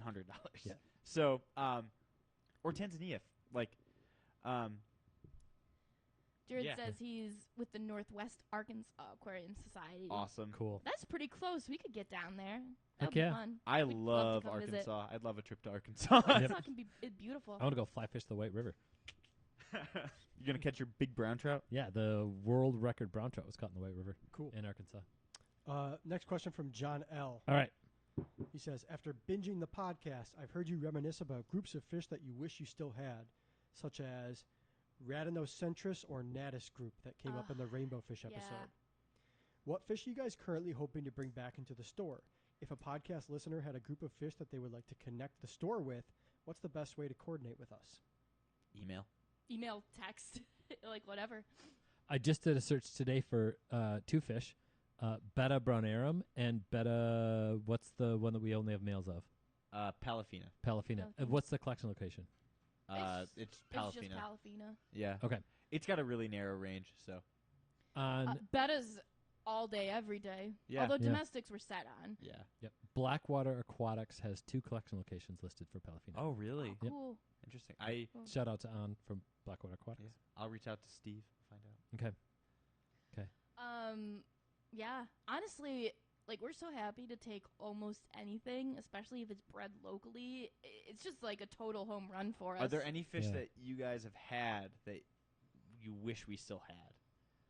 Like rads are a good What's one. that really colorful tetra that we only have females of? Oh, Hyphus pugatorum, otherwise known as pugii, but the peppermill tetra, crimson lace tetra, those are the 2 common names Yep. I've heard for it. That's one. Yeah, I don't know. Who did we have that we want back? I really want rads. They're so cool. That was great. But they weren't like a group that we really had established that they want. Whenever I think about like display fish that I miss, I always think about our Opsarius group. That was a cool group of fish, but we can get those. Yeah, we can get them. Yeah. Really, it's going to be like anything that has a collection location we're rabid for. Yeah. Right. Any killifish. I mean, if somebody could bring us a dozen Gardneri every 3 or 4 months, Yeah, that would be cool. that would be Yeah. incredible. Yeah. Yeah. And so it's going to be a lot of those things that work for everybody that aren't always available. So I think non-common cribs is a great one. I think Yeah. any epistogrammas is a great one. I think anything that you're willing to grow out to the point of it just looking Yeah. great. Nice rainbow fish would be Oh, all day, every day. because like even the stuff we can get from like wholesalers, they come in at tiny. So Right. like But I think people are always surprised at what we want. Like, you know, there was the longest time where we couldn't get enough people to bring bristlenose plecos in. yeah. And that's like bread and butter for us. But if Mhm. somebody was just constantly breeding celestial pearl danios, Yeah. We would Yeah. take them almost Yeah. every week. It's one of the easiest things you can do. So stuff like that is really what I want people to bring in more Leopard than like Danios? the rarest thing in the world. Yeah, Mhm. leopard danios, white clouds. I mean, I'd always rather get something locally bred than wholesale if I True. can. I did bring plants to your auction. Actually, you said you bought plants from their auction. Mm. Oh, I did bring plants too to their auction. Which plants did you get from that auction? Albida and Cryptpygmaea. Oh, nice, nice, nice. I thought this came from Andre. That's that. Albeda's the crypt, The right? crypt, yeah. That's my holy grail. Yeah. That's I my, gotta get like, it here. ultimate. Yes. I Crypt Albeda collected from the Khalsak I'm saying that wrong. Khao Sok region of Thailand. That's a holy grail. And Neoheterandria elegans. Hmm. Yeah. But I don't want somebody to bring me Neoheterandria elegans, right? I want to unlock them because I've tried them a number of times and I can't. There's something I'm missing something with that fish, and Maybe it's a you're favorite. missing somebody bringing it to you instead of finding it. I thought I did that with the last group. I mean, the way I Yeah. got that last group, Where it was did you get that? that was at the two in the LA. zoo. Yeah. Yeah. Oh, Yeah. Hmm. Nice. If somebody would consistently bring a nice pure Endler strain. Yeah. No, guppy. no more endlers, no more guppies. We never get endlers. We never That's get 'em. okay with me. Well, no. The thing is, though, we sell good strains. Like whenever we order them Mhm. in, they sell. And people are willing to pay for them. I got a Yeah. call for him today. Yeah, we just can't get anything We just can't that's get good. them. Like yeah. Okay. we just get whatever somebody's like. We just most of our Endlers and Guppies are coming from kids that are breeding them, Right. and they're breeding a billion is of them, great. and it's Right. great. But Yeah. if you had like a true black bar Endler. and were able to bring us a good number of males, Yeah.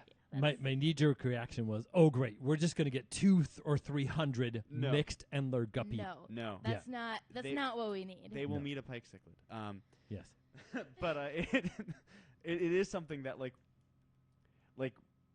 it feels crazy that we have to order those sometimes. Like Right. we shouldn't have to order black bar Endlers. That's what we said about cribs. And now we have cribs coming out of Okay, our but ears. like Cribs are the worst thing because you can only sell at most 2 to 1 yeah, person. we can sell somebody a dozen black bar Endlers to a 10-gallon tank. So All right. unless we can convince somebody to keep an all crib tank, we'll always have too many cribs. True. All right. We have 3 questions left. Okay. I think we can get through all of them. Oh yeah, let's power through. Yeah. We're committed. We got a similar one earlier, but Jessica M asks, what are some tips, tricks, and advice to finding the balance between light, nutrients, and CO2 in a planted aquarium to prevent excessive algae growth?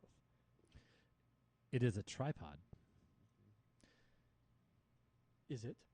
It is. And so the balance. Okay, so tips, tricks. For me, the only way to get past this roadblock has been an auto doser.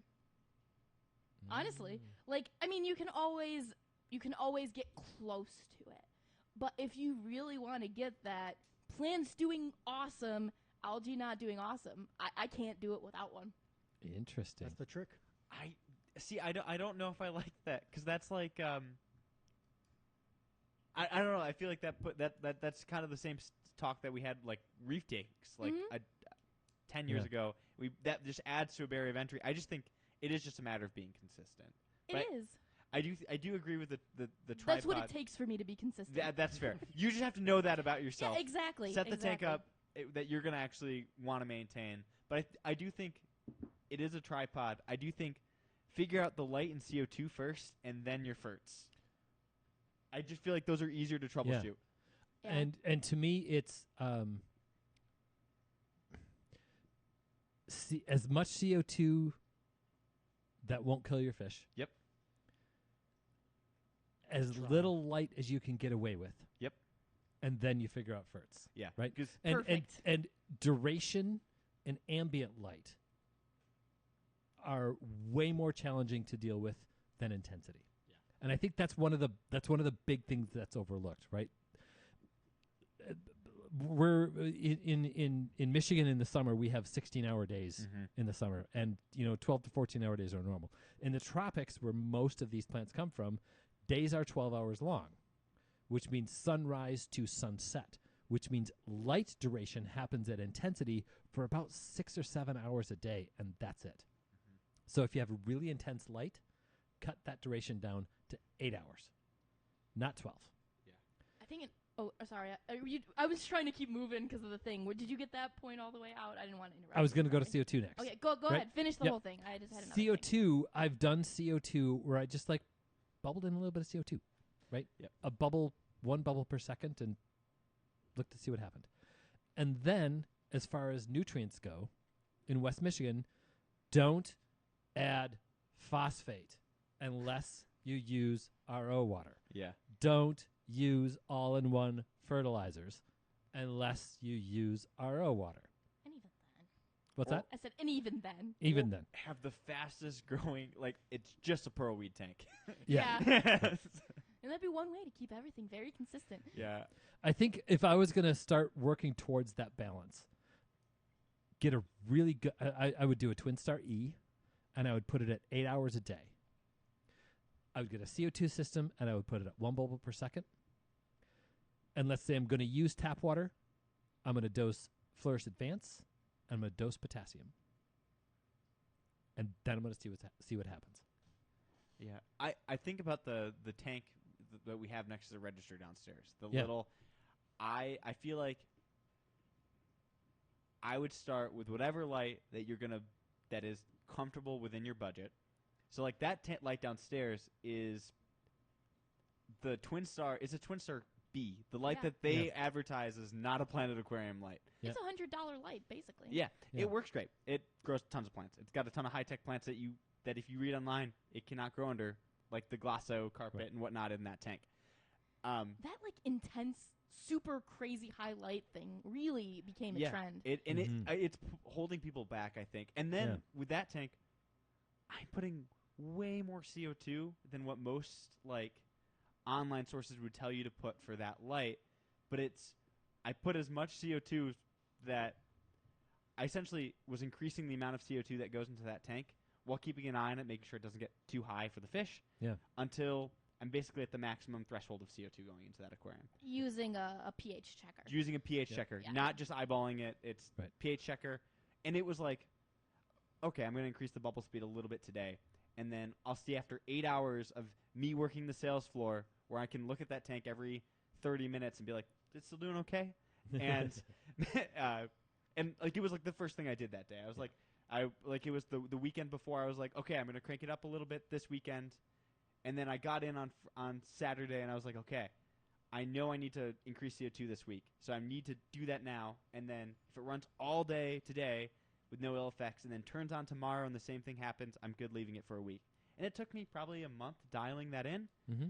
And now we are dissolving a ton of CO2. Yeah. Yeah, And it's then- kind of insane. Yeah. And then And those plants are going wild. they're going nuts. They're doing Mhm. great.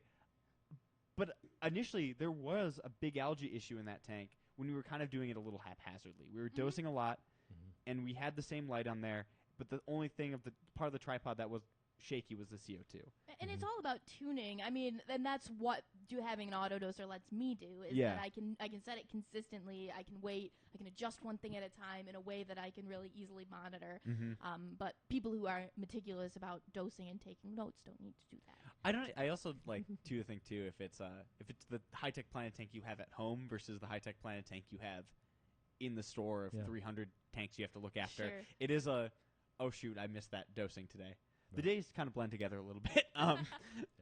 For sure. My biggest tip for anyone who wants to get their tripod in balance is hit the ground running. Start with the tank that you know you want to keep. For plants, that's really easy to Yeah. do. Fill it right away. If you start with one plant and you're like, I'm going to see how that goes, and then go on to the next one, then all the information you're learning is going to be wrong based on Right. what your tank is eventually going to need. So I think it's worth it just to fully plant right away. Plant the hell out of Yeah, it. and in a CO2 tank, I think, you're planning, you have an Yeah. idea of what vision you want, and filling out with plants right away isn't really much more expensive than waiting. No. So if you lose some, you lose some. Yeah, But you probably won't. I like it. Okay. Ooh, a question about advance. William uses advance when starting new plants, but Ben just recommended using it other times. So maybe I should wait for him to come back before he answers that question. Because I don't use it all the time either. I would also use it at the start if I use it at all. Calder, you had kind of a hot take on advance. I don't like recently. advance. I no, love advance. It's not a hot take. It's a not a recent hot Well, take. It's a Let me. years of hot I takes. mean, He's this been is- simmering on this one for a long This time. is off the episode, but I think the way I interpreted your argument is that using advance, even if you have a new plant in the tank that you're trying to target with advance, instead makes every other plant focus energy into roots as opposed to any other type of growth. Well, no, it's just that it does. it does, but That's the way also it's designed. also if you're looking at a stem plant, the phytohormones are going to be produced regardless. Like plants produce two hormones, one at their roots which stimulates leaf growth, one at their in the stem and leaf tissue that produces forces root growth. With your new stem plant, there's only one hormone. Like there's no roots, it's going to grow roots. And I don't think there's really good documented studies that prove that adding a phytohormone at such a low level to a planted aquarium do anything. I don't think it does harm, but I also think it might just be snake oil. Be a pretty easy experiment to run. No, it takes a lot more. Like, you'd have to be able to know what the phytohormone is sitting in concentration, and assuming it's going to be stable in concentration. Well, just whether it grows roots more than it would otherwise is something we could We could do it, could yeah. take two identical bunches and test out. Yeah, because I'd be up for it. it but- does, in my experience, make a good difference, especially if you do it as a dip. As a dip, Yeah, Tell me more. I could. I've not heard of that. I like to dip the roots. Or the bases, because they Yeah. don't have roots at that point. Hmm. That was when we were doing it really heavy and I was trying to like figure it out. That was the best result I thought I got, and I wasn't doing it scientifically. I do think there are plants that things like a phytohormone could help transition. So things like Bucephalandra, a lot of crypts, stuff like that. Like crypts, especially if you have a lot of crypt melt, like that could help a new crypt establish. It is snake oil for stem plants. Like I just don't understand how that would work in like a physiological way plants work.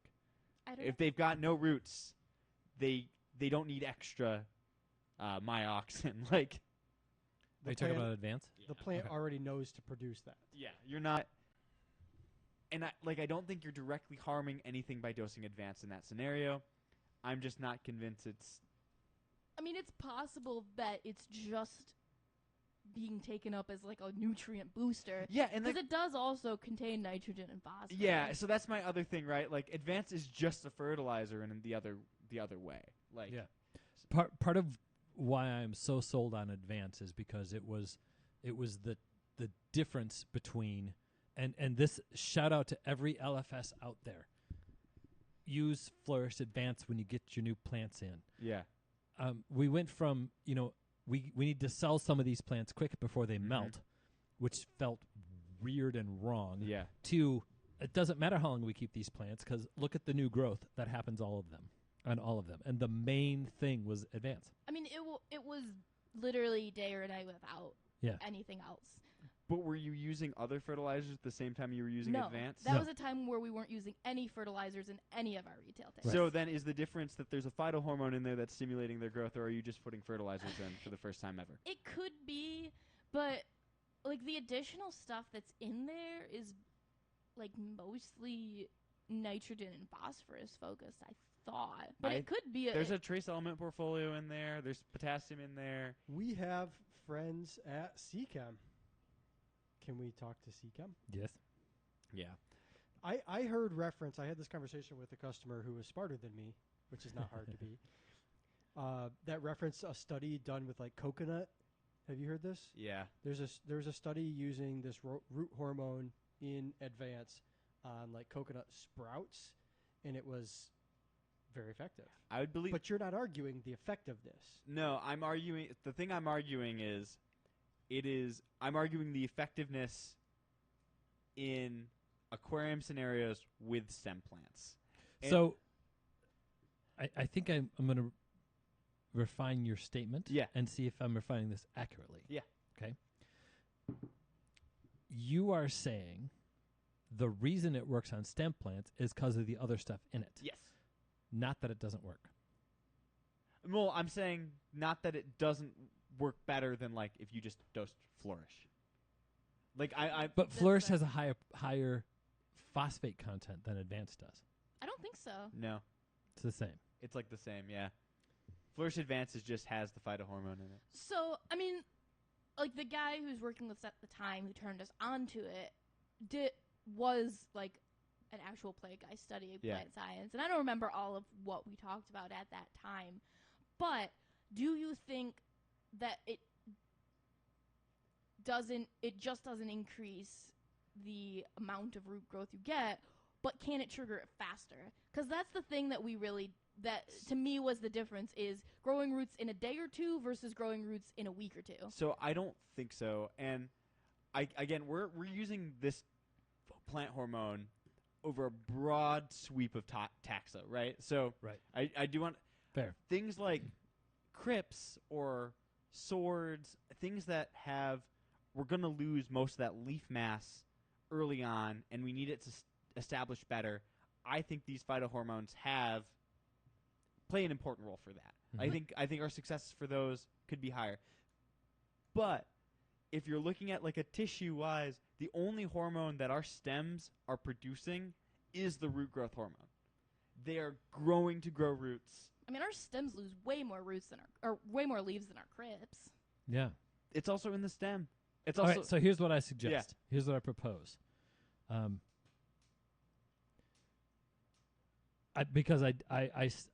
And maybe it's just because of the difference that I saw.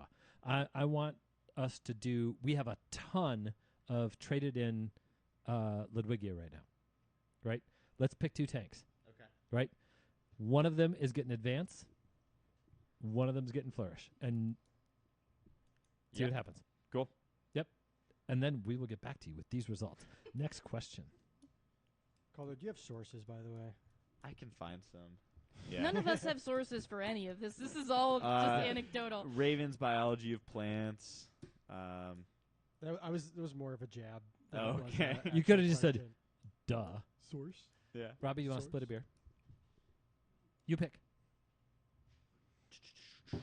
I would be curious to get the new explanation from Ken. It'd be kind of interesting. Yeah. I like Yep. Fert in the chat says a dip. A dip. I was trying anything at the time, man. That's off-label use. I will not recommend it. I will But say, I'm I'm- pretty sure it worked. Flourish. I'm kind of a proponent of if it worked, even for me, even if there's no science to back it, it works. Well, Yeah. the amazing thing That's is the American way. it really feels like it works because if you take the base of a fresh cut stem plant and put it in a jar of Advance, it will suck up the entire thing. Mm-hmm. It'll just be like, And then you almost watch the roots And grow. I know that those stems are just straws, but it makes it feel really good. Calder's face palming. I know, because it obviously doesn't mean anything, but it makes it look like the plant really likes it. You could do that with a piece of wood too. You can know that? see the plant actually smile. It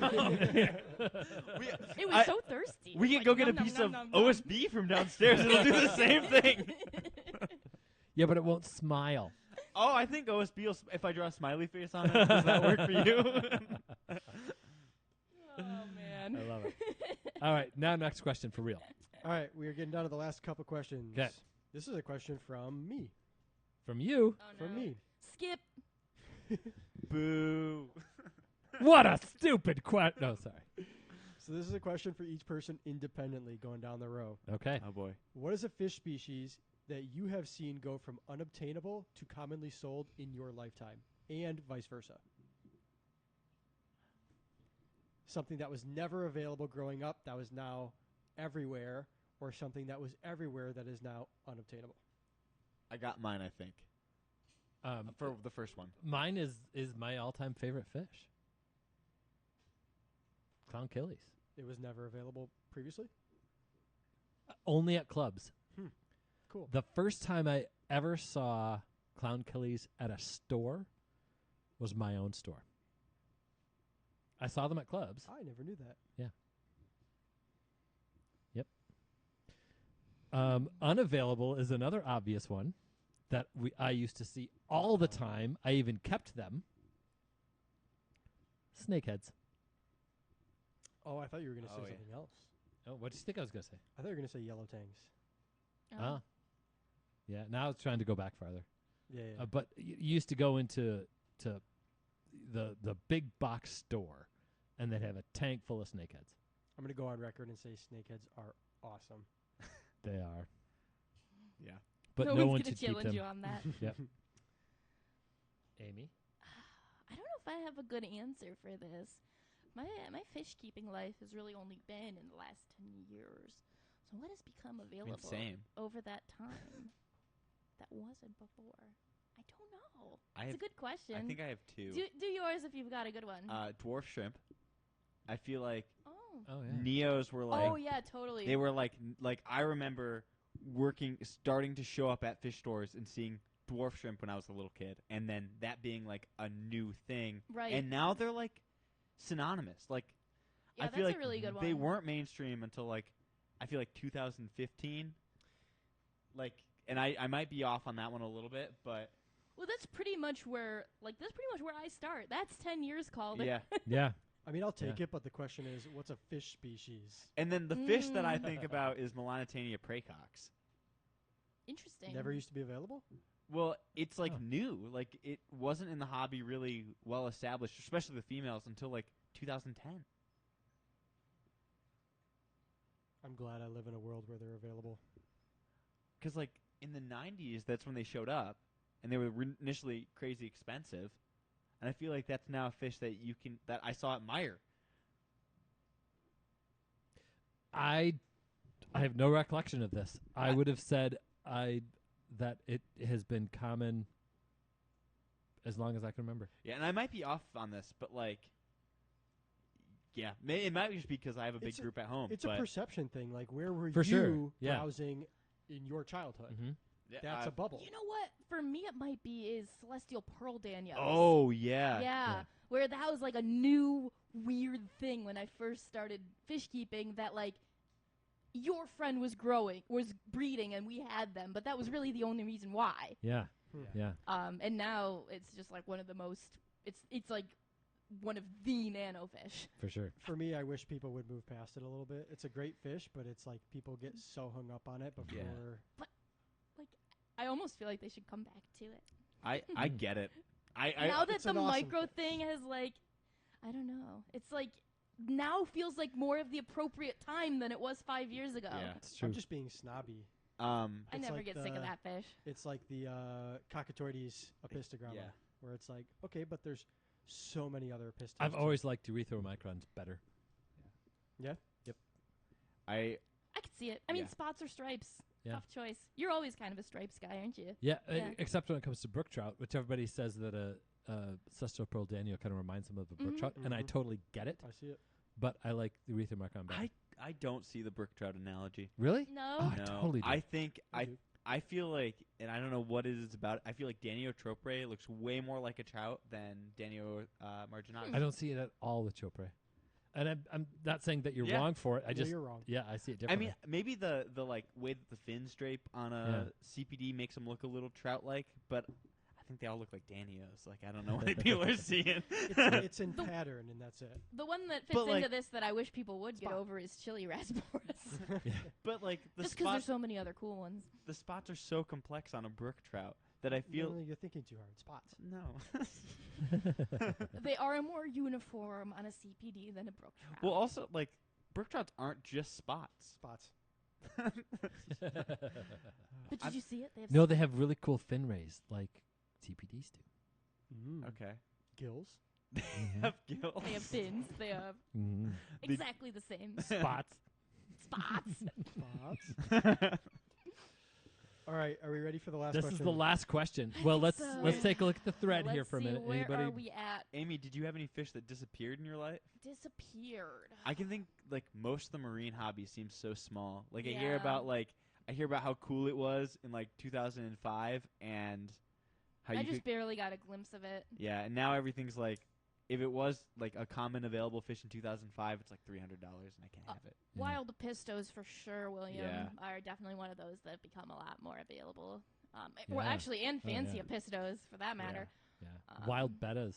Yeah. Yeah, Yep. Charles brought up the Una Maculata particularly. That one's like gotten really popular. Yeah.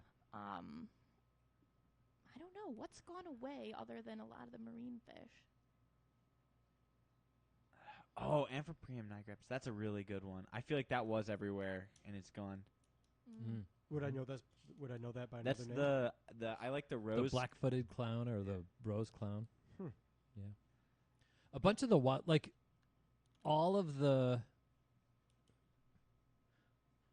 most of the wild type non-percula or ocellaris clowns Yeah. have gone away. There's 38 species of clownfish, and an average wholesale list has 5 or 6. hmm I think about like a lot of the foul. Actually, yeah, a lot of the good fowler fish have really gone away. Like, Yeah. like a lot of the what I can't think of the last time I saw like a raccoon butterfly in person at a fish store. We've Like, had them. well, not in like the last Besides 2 us. years. Yeah, What's that? Besides us, we're special. it's been But it's still been years. it's still been years for that. Yeah. Like we haven't had one in the time I've been here. The BBBs, the boring brown bettas. Yeah. Yeah. We used to get a lot of those when I first started, and that list Yeah. dwindled from our wholesaler. Mm-hmm. It's true. But the more flashy ones, now that wild bettas are popular, they're not just like that one weird random brown fish on the list that only we want. Yeah. People actually want the flashy ones now, so I Yeah. think the ones that aren't have kind of fallen off a little bit. 5 or 6 species of Nothobranchius killifish on a wholesale list is But I can't even say that one because they were already doing that when I started. Yeah. Like, those guys, oh yeah, uh, oh yeah. they're leading the charge, That's man. a really big deal. Yeah, it's such a big deal. It's so cool. I'm so happy I'm part of this in a time where Mm-hmm. you can just pick up a Notho at a store. Yeah. That's exciting to me. Yep. All right, we are down to our last question of the night. Okay. Before we do that, I want to remind everybody that historically we have awarded a free T-shirt to. Yes, the best the best question. Tell us question at the submitted. beginning. I forgot them all. I know. I only remember because people in the chat are talking about which T-shirt design they want. Oh yeah. So if you can't come up with it before the end of the episode, that's okay. I Yep. will send you the list, and we will select it later. Yep. Maybe put it on Facebook or something. Yep. Mhm. All right. The last question is, what is your happiest fish keeping memory? A nice sappy one to end the episode.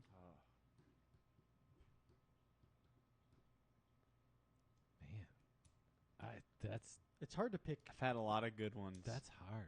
pick a good one that comes to mind. Maybe not the. I think one. for me, happiest fish keeping memory. Like without being too nitpicky about it, the first thing that comes to mind is like that first experience of like when we got Thea and learning to work with her. Like that was like my first foray into like what can a fish be?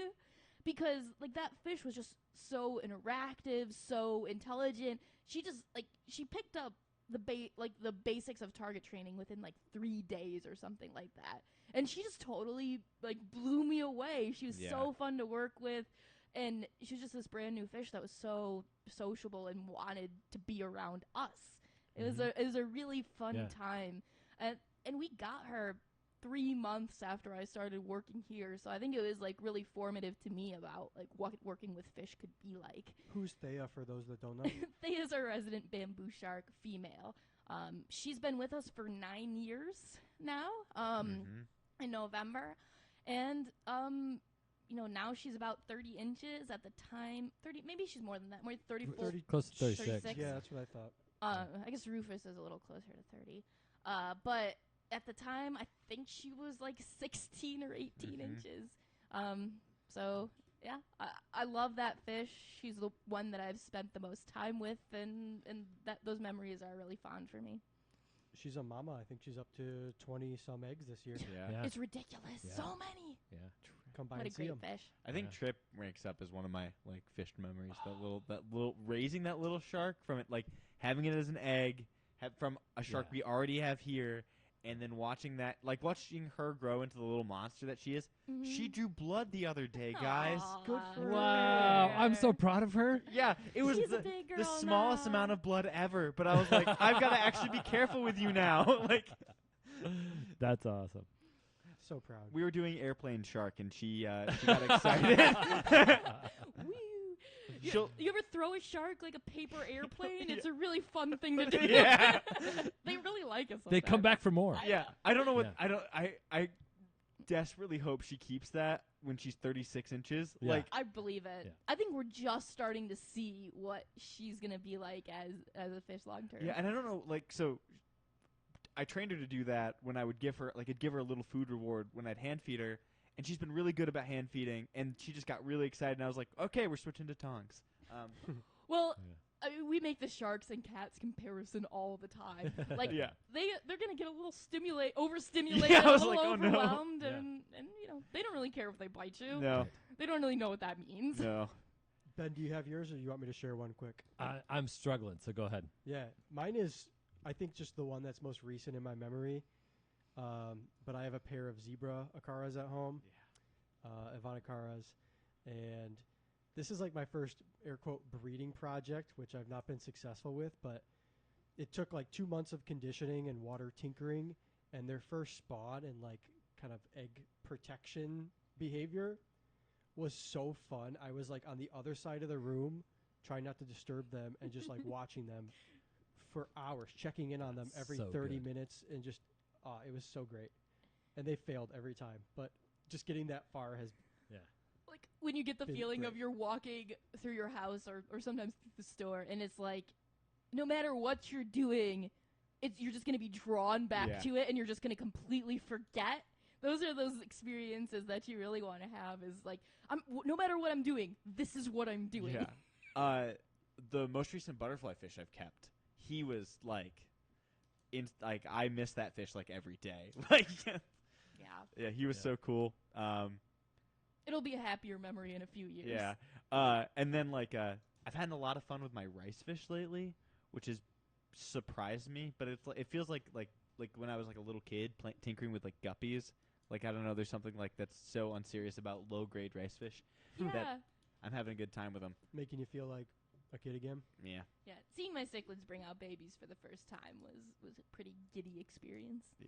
It- Like, it's just look at the babies; they're just little jelly beans. I feel like this stuff happens at the store, and we all get excited about it. But when it's me in my home tank, it is feeling kind of special. But the feeling of us all It's like fun. gathering around one thing, and then somebody else comes upstairs and they're like, "What's everybody looking at?" Like that's so much fun.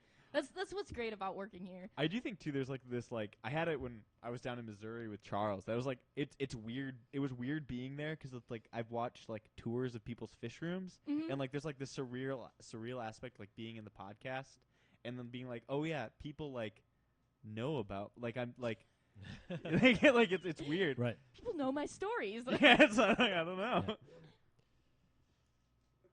Ben, you coming up with anything? Well, it's not that I haven't come up with anything; it's that I've come up with 247 different things. I mean, I and think I think I've actually narrowed it. What were you going to say? I mean, I've said like 4 things. Yeah, Yeah. I think I've narrowed it down. Is it going to be sappy? Hell yeah! And then comedic. I am sitting in a room with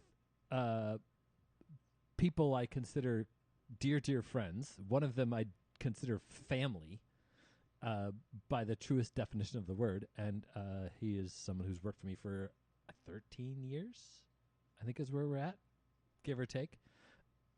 I watched this punk little pink-haired girl walk into my store and turn into a podcast host, and this outdoorsy dude who, like, man, this seems kind of fun, turn into somebody who, like, people want to get to know and this sciencey guy who like challenges me with my 40 years of knowledge, right? And I'm sitting with a group like this saying, what is my favorite fish keeping memory? And I thought, okay, when somebody walks into my store and tells me, hey, is so and so working? And I say no, and they go, oh. Right? And I've had that with Nick, and I've had that with Calder, I've had that with Amy, I've had that with Allie, I've had that with everybody who's in the store now, and that is just like that is what I know. Bam, that person that decided to work for me, like they have arrived. And I could go on and on and on and on, but I think my favorite fish memory is when I walked into the office of the person who used to own this business, and he said to me, when are you going to buy me out?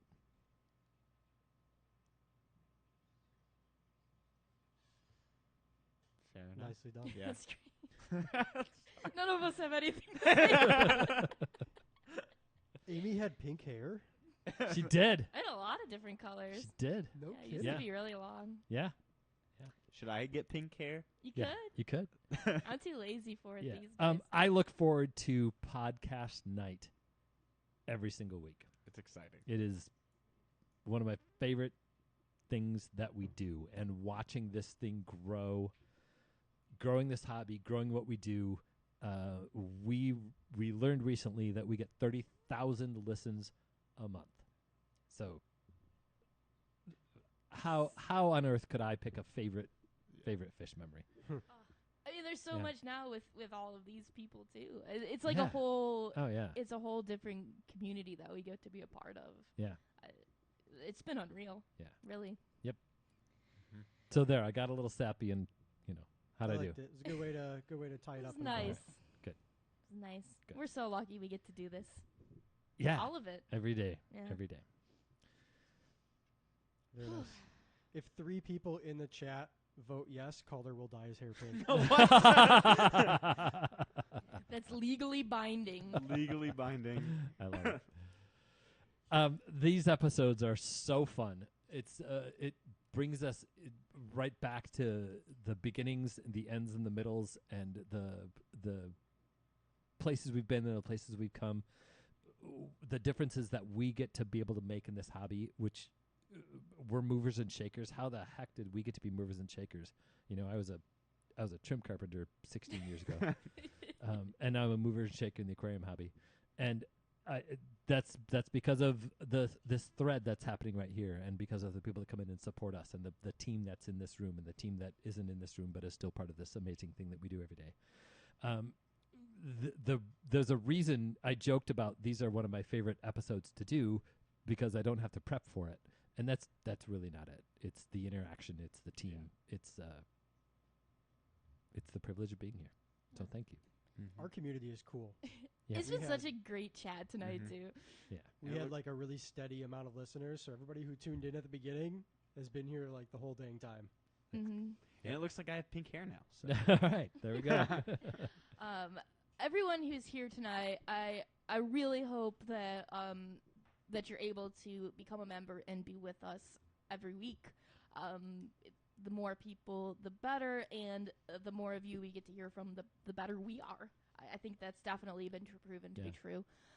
So join our YouTube membership, get access to weekly live streams, join the team. That's my pitch for you today. I want you here. Mhm. Also, go over to watercolors.shop and check out what we've got going on there. We do have another listener involvement episode coming up that we're going to be marketing pretty soon, but It's gonna we'll be a we fun can one. talk about that next Yeah. week. Mm-hmm. Nick, thanks for doing such a great job putting these questions together Of course. and leading this discussion. You always do a great job, and I appreciate the work that you do and everything that you do here. So this is really good. Yeah, no, thanks for having me. These are fun. Good. I'm glad that you have a good time doing this too, because Yeah, we I definitely remember do. when these episodes were just kind of an idea we tossed around, and now Yeah. they're just a regular installment. They're Yeah, so and they much should fun. be. They're so good. Is this the 4th or the 5th one we've done? More. More? Yeah, we've done Okay. it Yeah. records. Yeah. They're hard to name because I didn't have a good number. But Right. yeah, Yeah. that's pretty much it. There we go.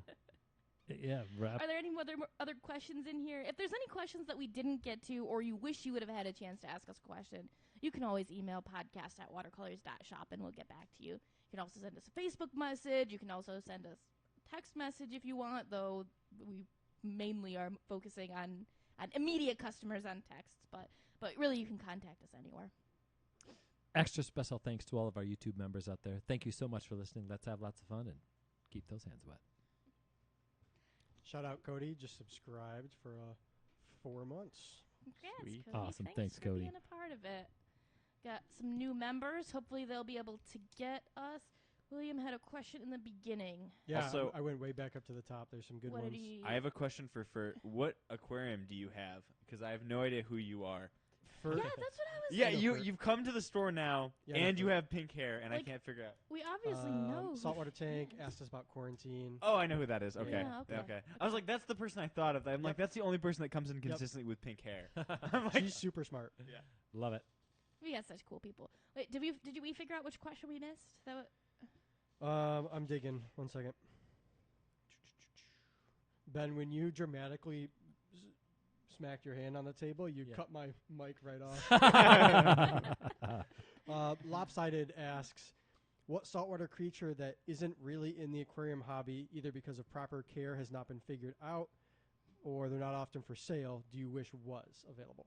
Great white sharks. Neogonodactylus. Next question. Did you say great white they shark? I'm volunteered. not even going to dignify that with a response. Well, the Monterey Bay Aquarium did it, guys. Dynasty Marine can hook you up with some sharks. Yeah, they'll get you a great hammerhead if you are a public aquarium. Lopsided volunteered pike bunnies or lizardfish. Lizardfish people can keep. I've seen pike bunnies too. It's just they're not available. But the lizardfish just eat everything, and Yeah. That's what makes them cool. yeah, there's small ones though that are brightly colored that make kind of fun. Like if you just had a tank full of sand. I'm going to narrow it down and say the U.S. hobby and the ornate snakehead. Yeah, It belongs in the U.S. hobby. It should be here. There's no reason for it not to be here. Is it Channa ornatopinus? yeah, I think so. Something like that. I think Yeah. they were asking for little marine creatures. Little marine. William was asking about Biotetius. Oh, Oh, by yeah. Toma. I pulled it up, and I Is lost that it. Oh, it's a the Central no, American it's a cichlid or little something? warm water, tiny little sand sifter. Yeah, he asked about our experience with it, if anybody's familiar with it. No, I have no idea what that We is. haven't gotten in, but Wait, all right, let me look it up. I They're feel like, gorgeous. yeah, I feel like it'd be just another like slightly touchy soft water. You'd want to keep it warm and Okay. clean. Like, Mhm. I kind of feel like they'd be probably the same as like a checkerboard cichlid, where they're not like Ooh, I like it. they're not like a home run all the time. Like they're not like ridiculously hardy, but That's hot. Yeah, Cool. right? My guess is it's probably a faster water sand sifter, right? Oh, I do recognize it under the Yeah. common name now. I'm it's coming into me. The Orinoco Ferry. Oh Yeah. No experience. If No. we see it, we will try it. Yes. this would be kind of the perfect solution to the lips tank. Yeah. A Yeah? little fairy sand sifter. Oh, that'd be cool. Ooh, The Where are they Tenacars from? would kick their asses, though. Orinoco. But like if we got like, I if this is the fish I'm thinking of, it lives in little groups. So like if we got like 6 of them, I don't know. Tenacars are. yeah, I know. Yeah, Yeah. and they're doing great. Yeah. I think the solution is leaves. Yep, Yeah, that I is agree. leaves. I'm Yep. Sorry, I'm just.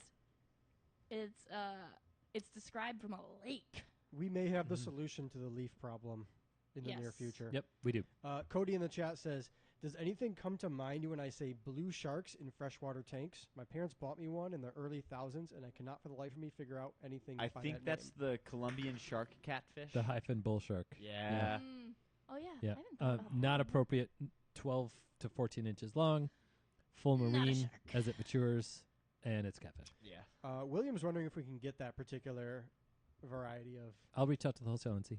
Or if reach you out to see me. it, we'll let you know. Yeah, reach Yeah. out via email, and we can get you on our Yeah. order board, and we'll keep eyes out for him. I've Yep. got his info too, and that's a unique enough fish, and I recognize William enough Yeah. that if we see it, But we can get it. Don't ask me at 10 p.m. after a couple Yeah, beers. right. Yes. Yeah, if you send us an email, we'll definitely get you on the official list, and we'll work fishing. it out. The blue sharks might also be that one of those like Myrmirids that gets called like the baby whale. Oh, a that could baby be too. Oh, here's a question.